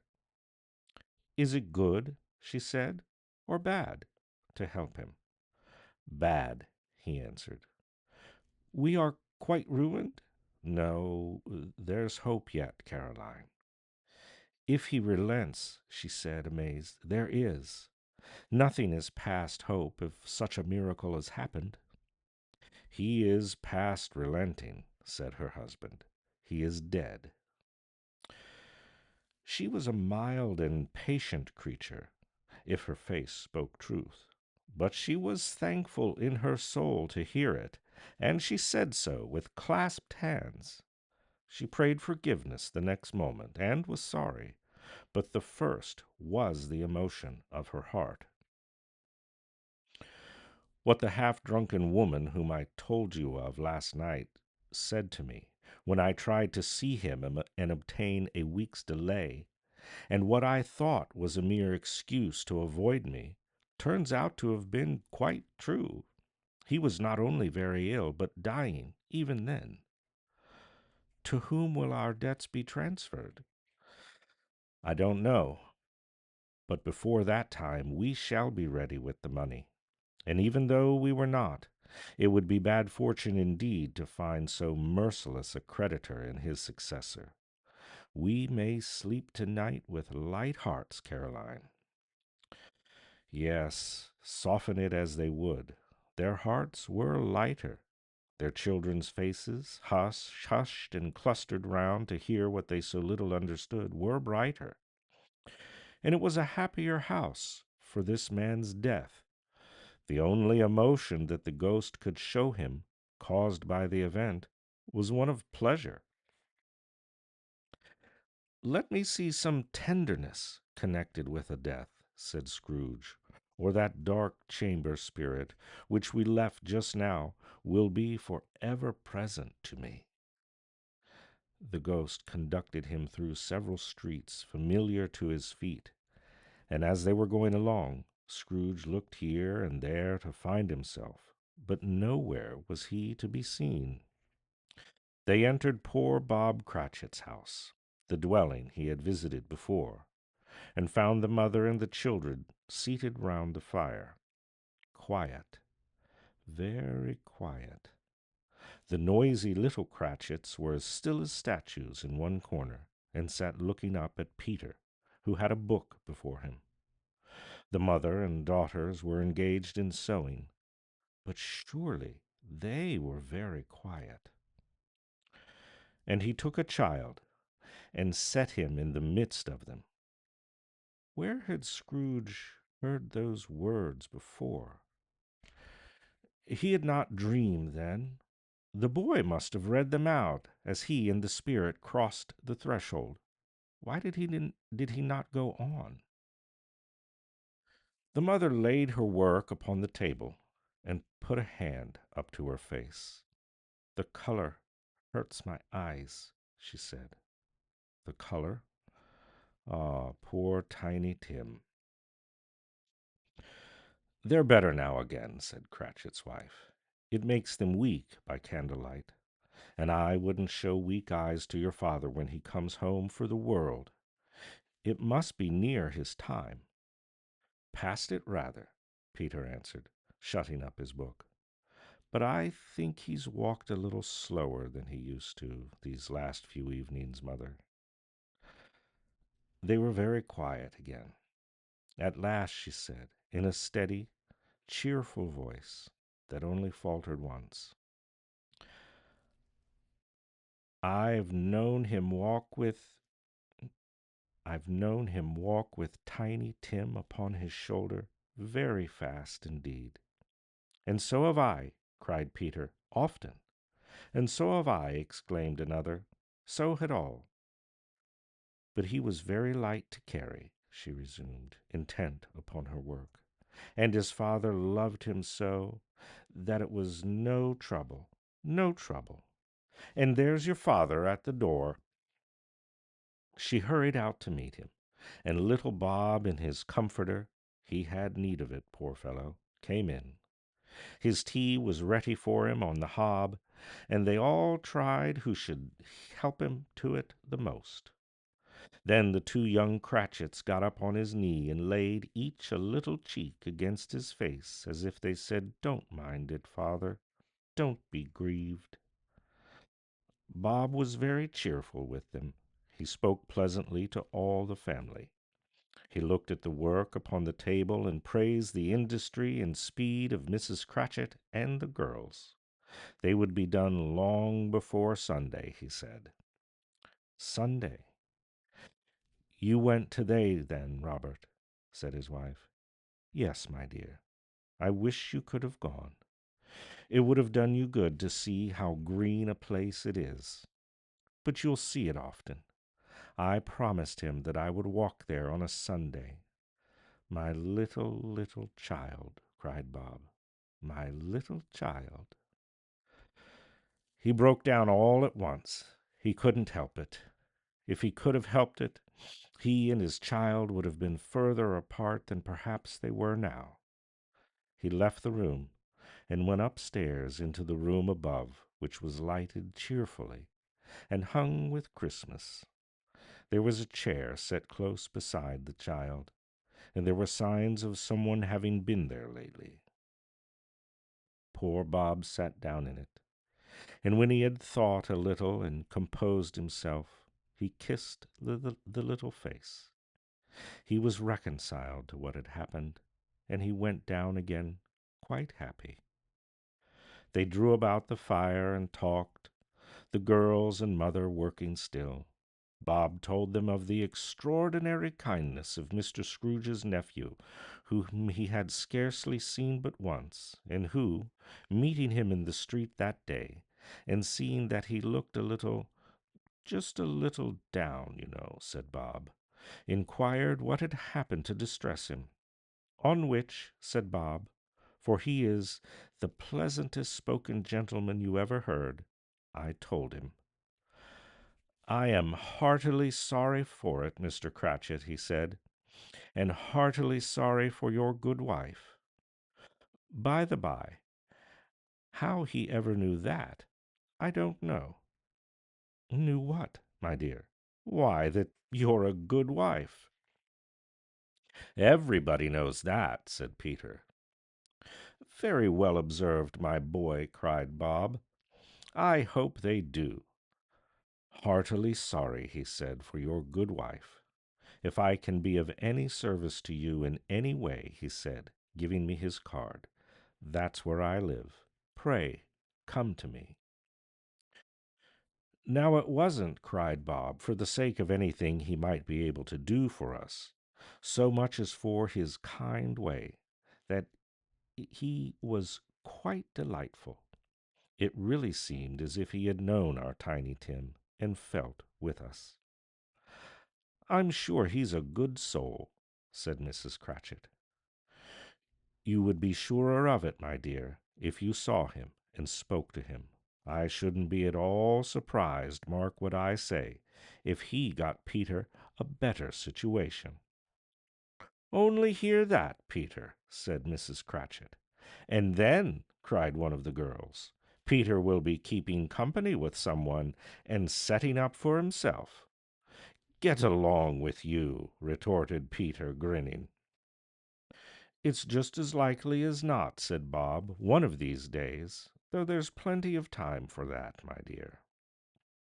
But however, and whenever we part from one another, I am sure we shall none of us forget poor Tiny Tim, shall we? Or this first parting that there was among us. Never, father, they cried, all of them.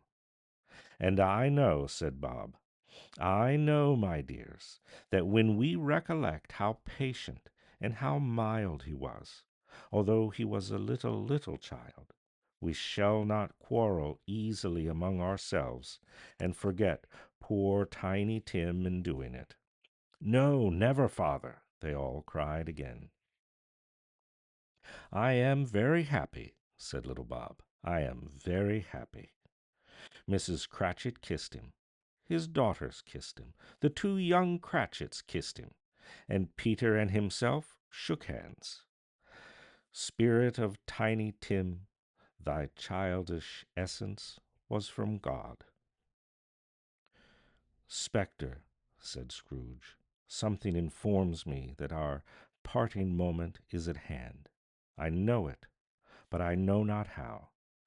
Tell me what man that was whom we saw lying dead. The ghost of Christmas yet to come conveyed him as before, though at a different time, he thought. Indeed, there seemed to be no order in these later visions, save that they were in the future, into the resorts of business men, but showed him not himself. Indeed, the spirit did not stay for anything, but went straight on, as to the end just now desired, until besought by Scrooge to tarry for just a moment. This court, said Scrooge, through which we hurry now, is where my place of occupation is, and has been for a length of time. I see the house. Let me behold what I shall be in days to come. The spirit stopped. The hand was pointed elsewhere. The house is yonder, exclaimed Scrooge. Why do you point away? The inexorable finger underwent no change.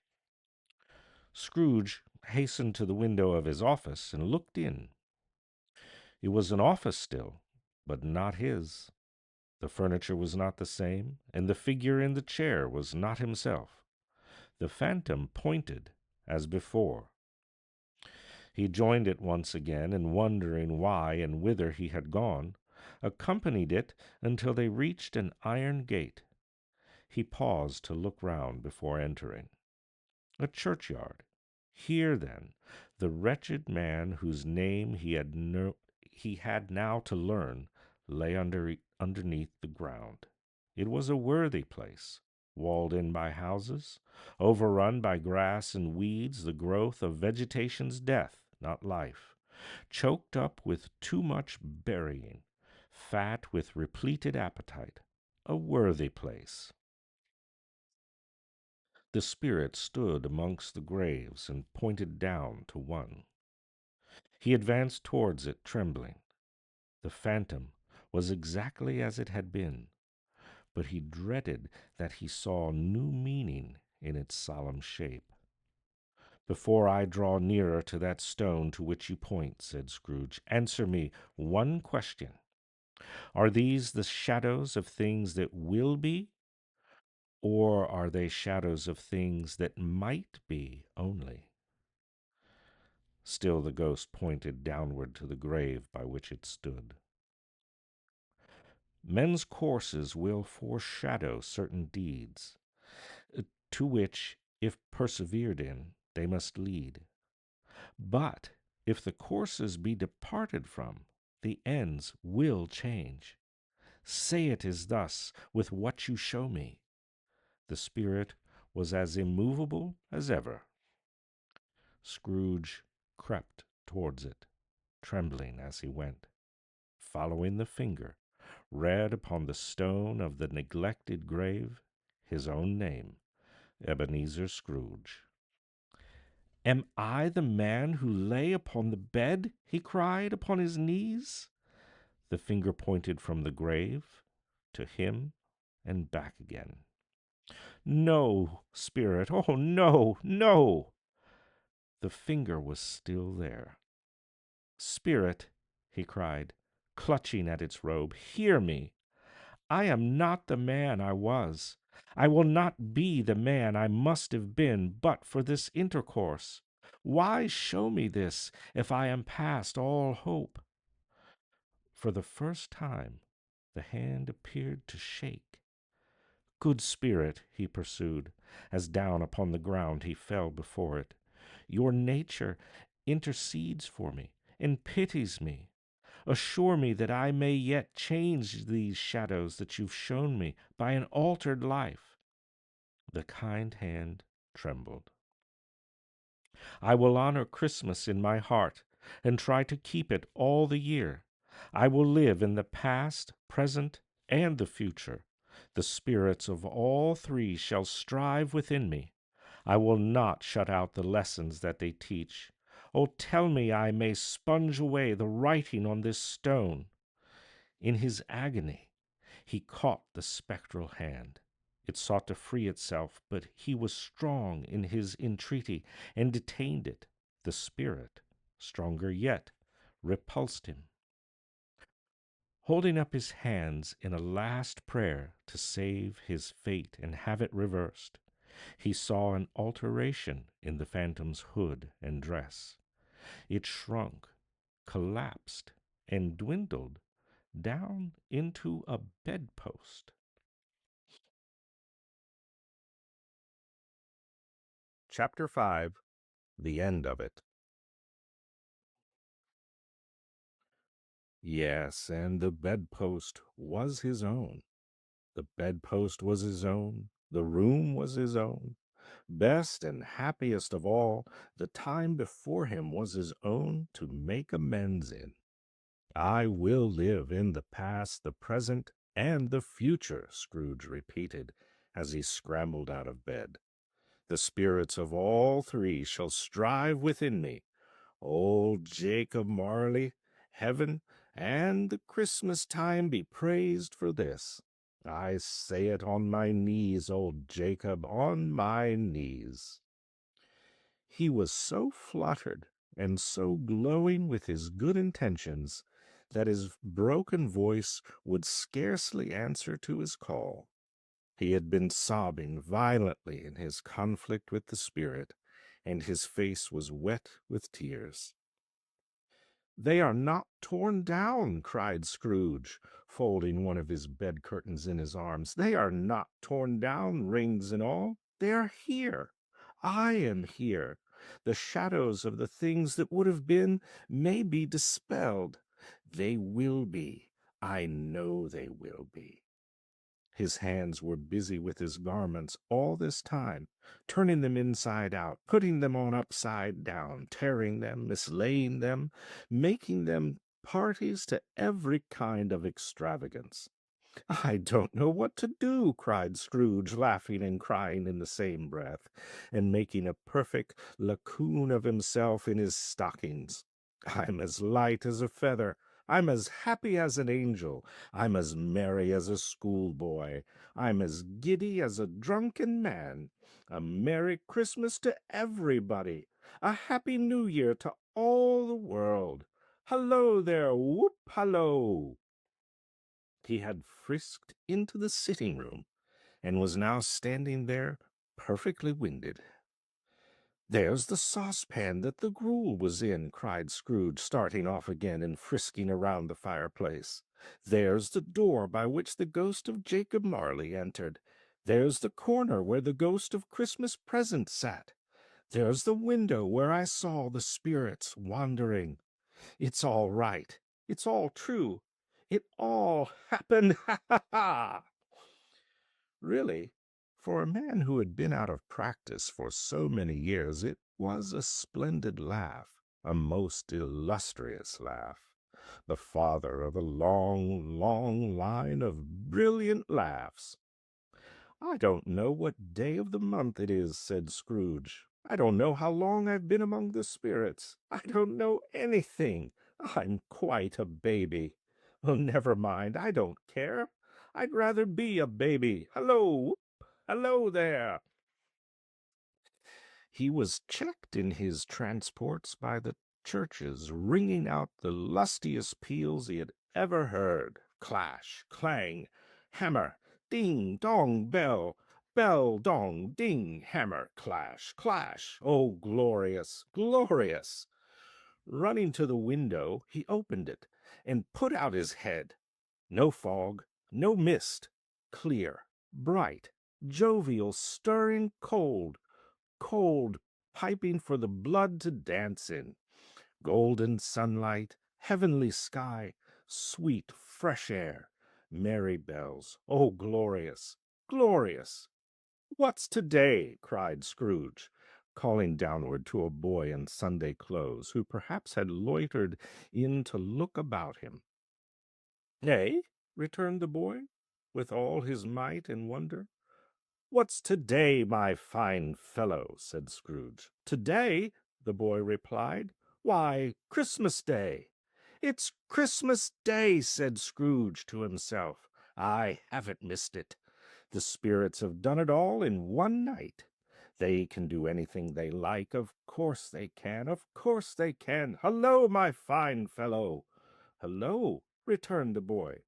"Do you know the poulterers in the next street but one at the corner?" Scrooge inquired.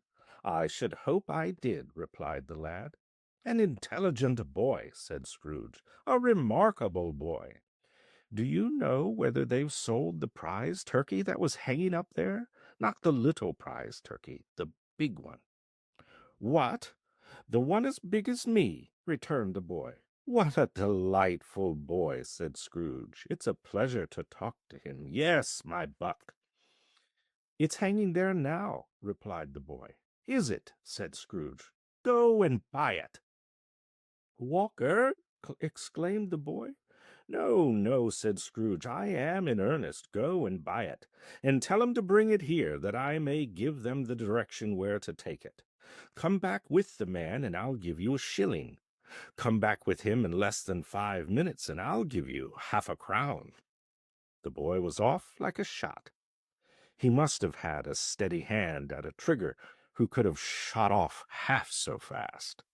"I'll send it to Bob Cratchit's," whispered Scrooge, rubbing his hands and splitting with a laugh. "Ha ha! He shan't know who sends it. It's twice the size of Tiny Tim. Joe Miller never made such a joke as sending it to Bob's will be." The hand in which he wrote the address was not a steady one, but write it he did somehow, and went down the stairs to open the street door, ready for the coming of the poulterer's man. As he stood there, waiting his arrival, the knocker caught his eye. "I shall love it as long as I live," cried Scrooge, patting it with his hand. "I scarcely ever looked at it before. What an honest expression in its face it has! It's a wonderful knocker. Ah, here's the turkey. Hello! How are you? Merry Christmas!" It was a turkey. He never could have stood up upon his legs, that bird. He would have snapped 'em off in a minute like sticks of sealing wax. "Why, it's impossible to carry that to Camden Town," said Scrooge. "You must have a cab." The chuckle with which he said this, the chuckle with which he paid for the turkey, and the chuckle with which he paid for the cab, and the chuckle with which he recompensed the boy, were only to be exceeded by the chuckle with which he sat down breathless in his chair again, and chuckled till he cried.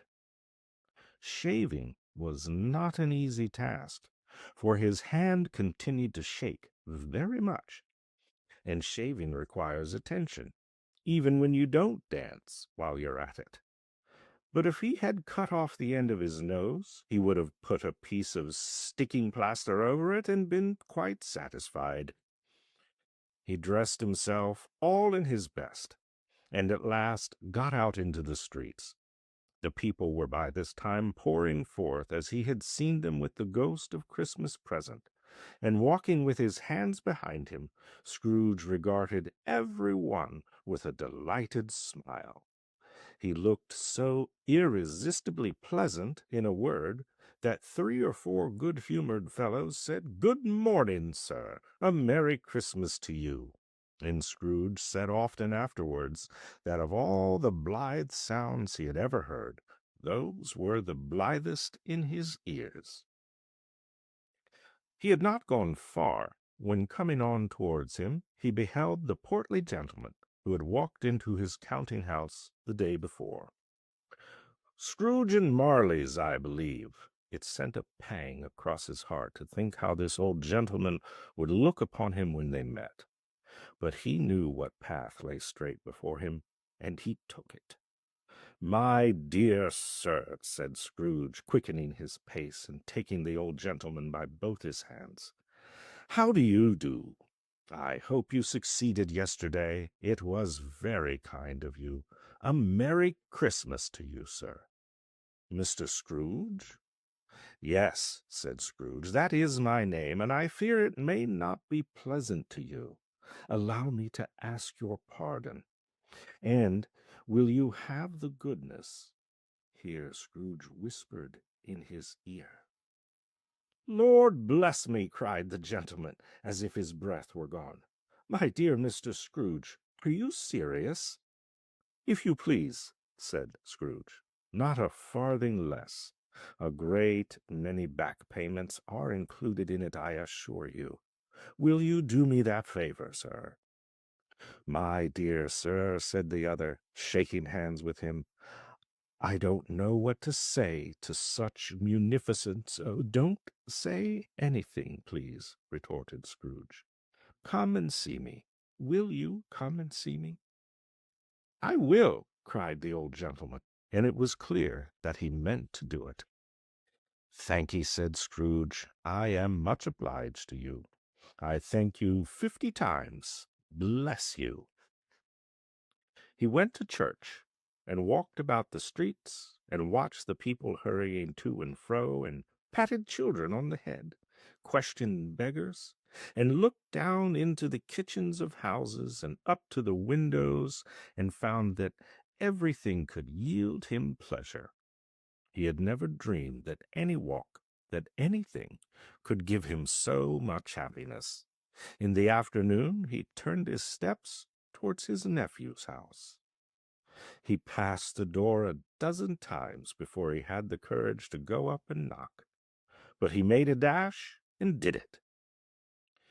"Is your master at home, my dear?" said Scrooge to the very nice girl.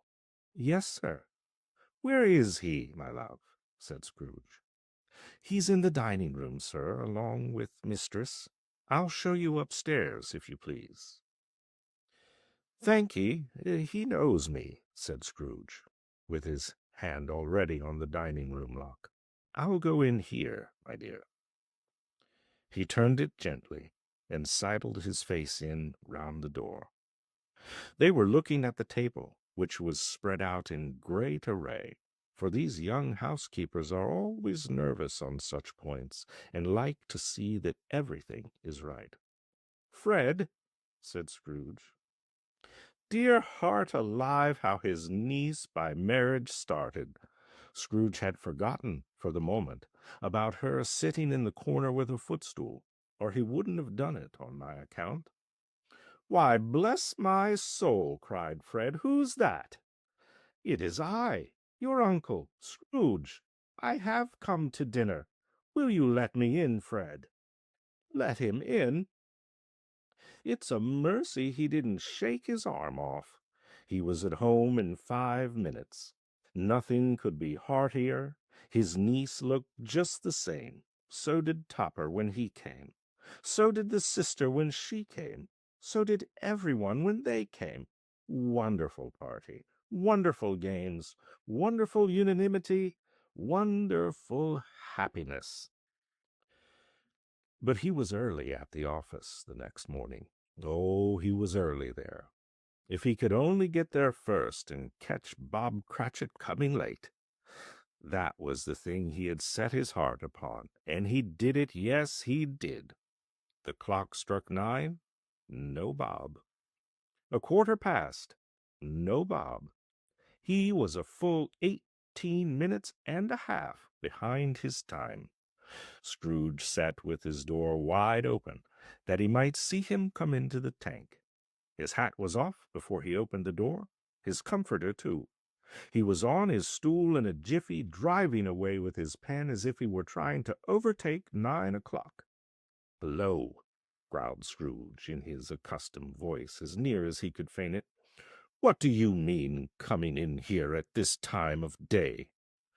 "I am very sorry, sir," said Bob. "I am behind my time." "You are," repeated Scrooge. "Yes, I think you are. Step this way, if you please." "It's only once a year, sir," pleaded Bob, peering from the tank. "It shall not be repeated. I was making rather merry yesterday, sir." "Now, I'll tell you what, my friend," said Scrooge. "I'm not going to stand this sort of thing any longer.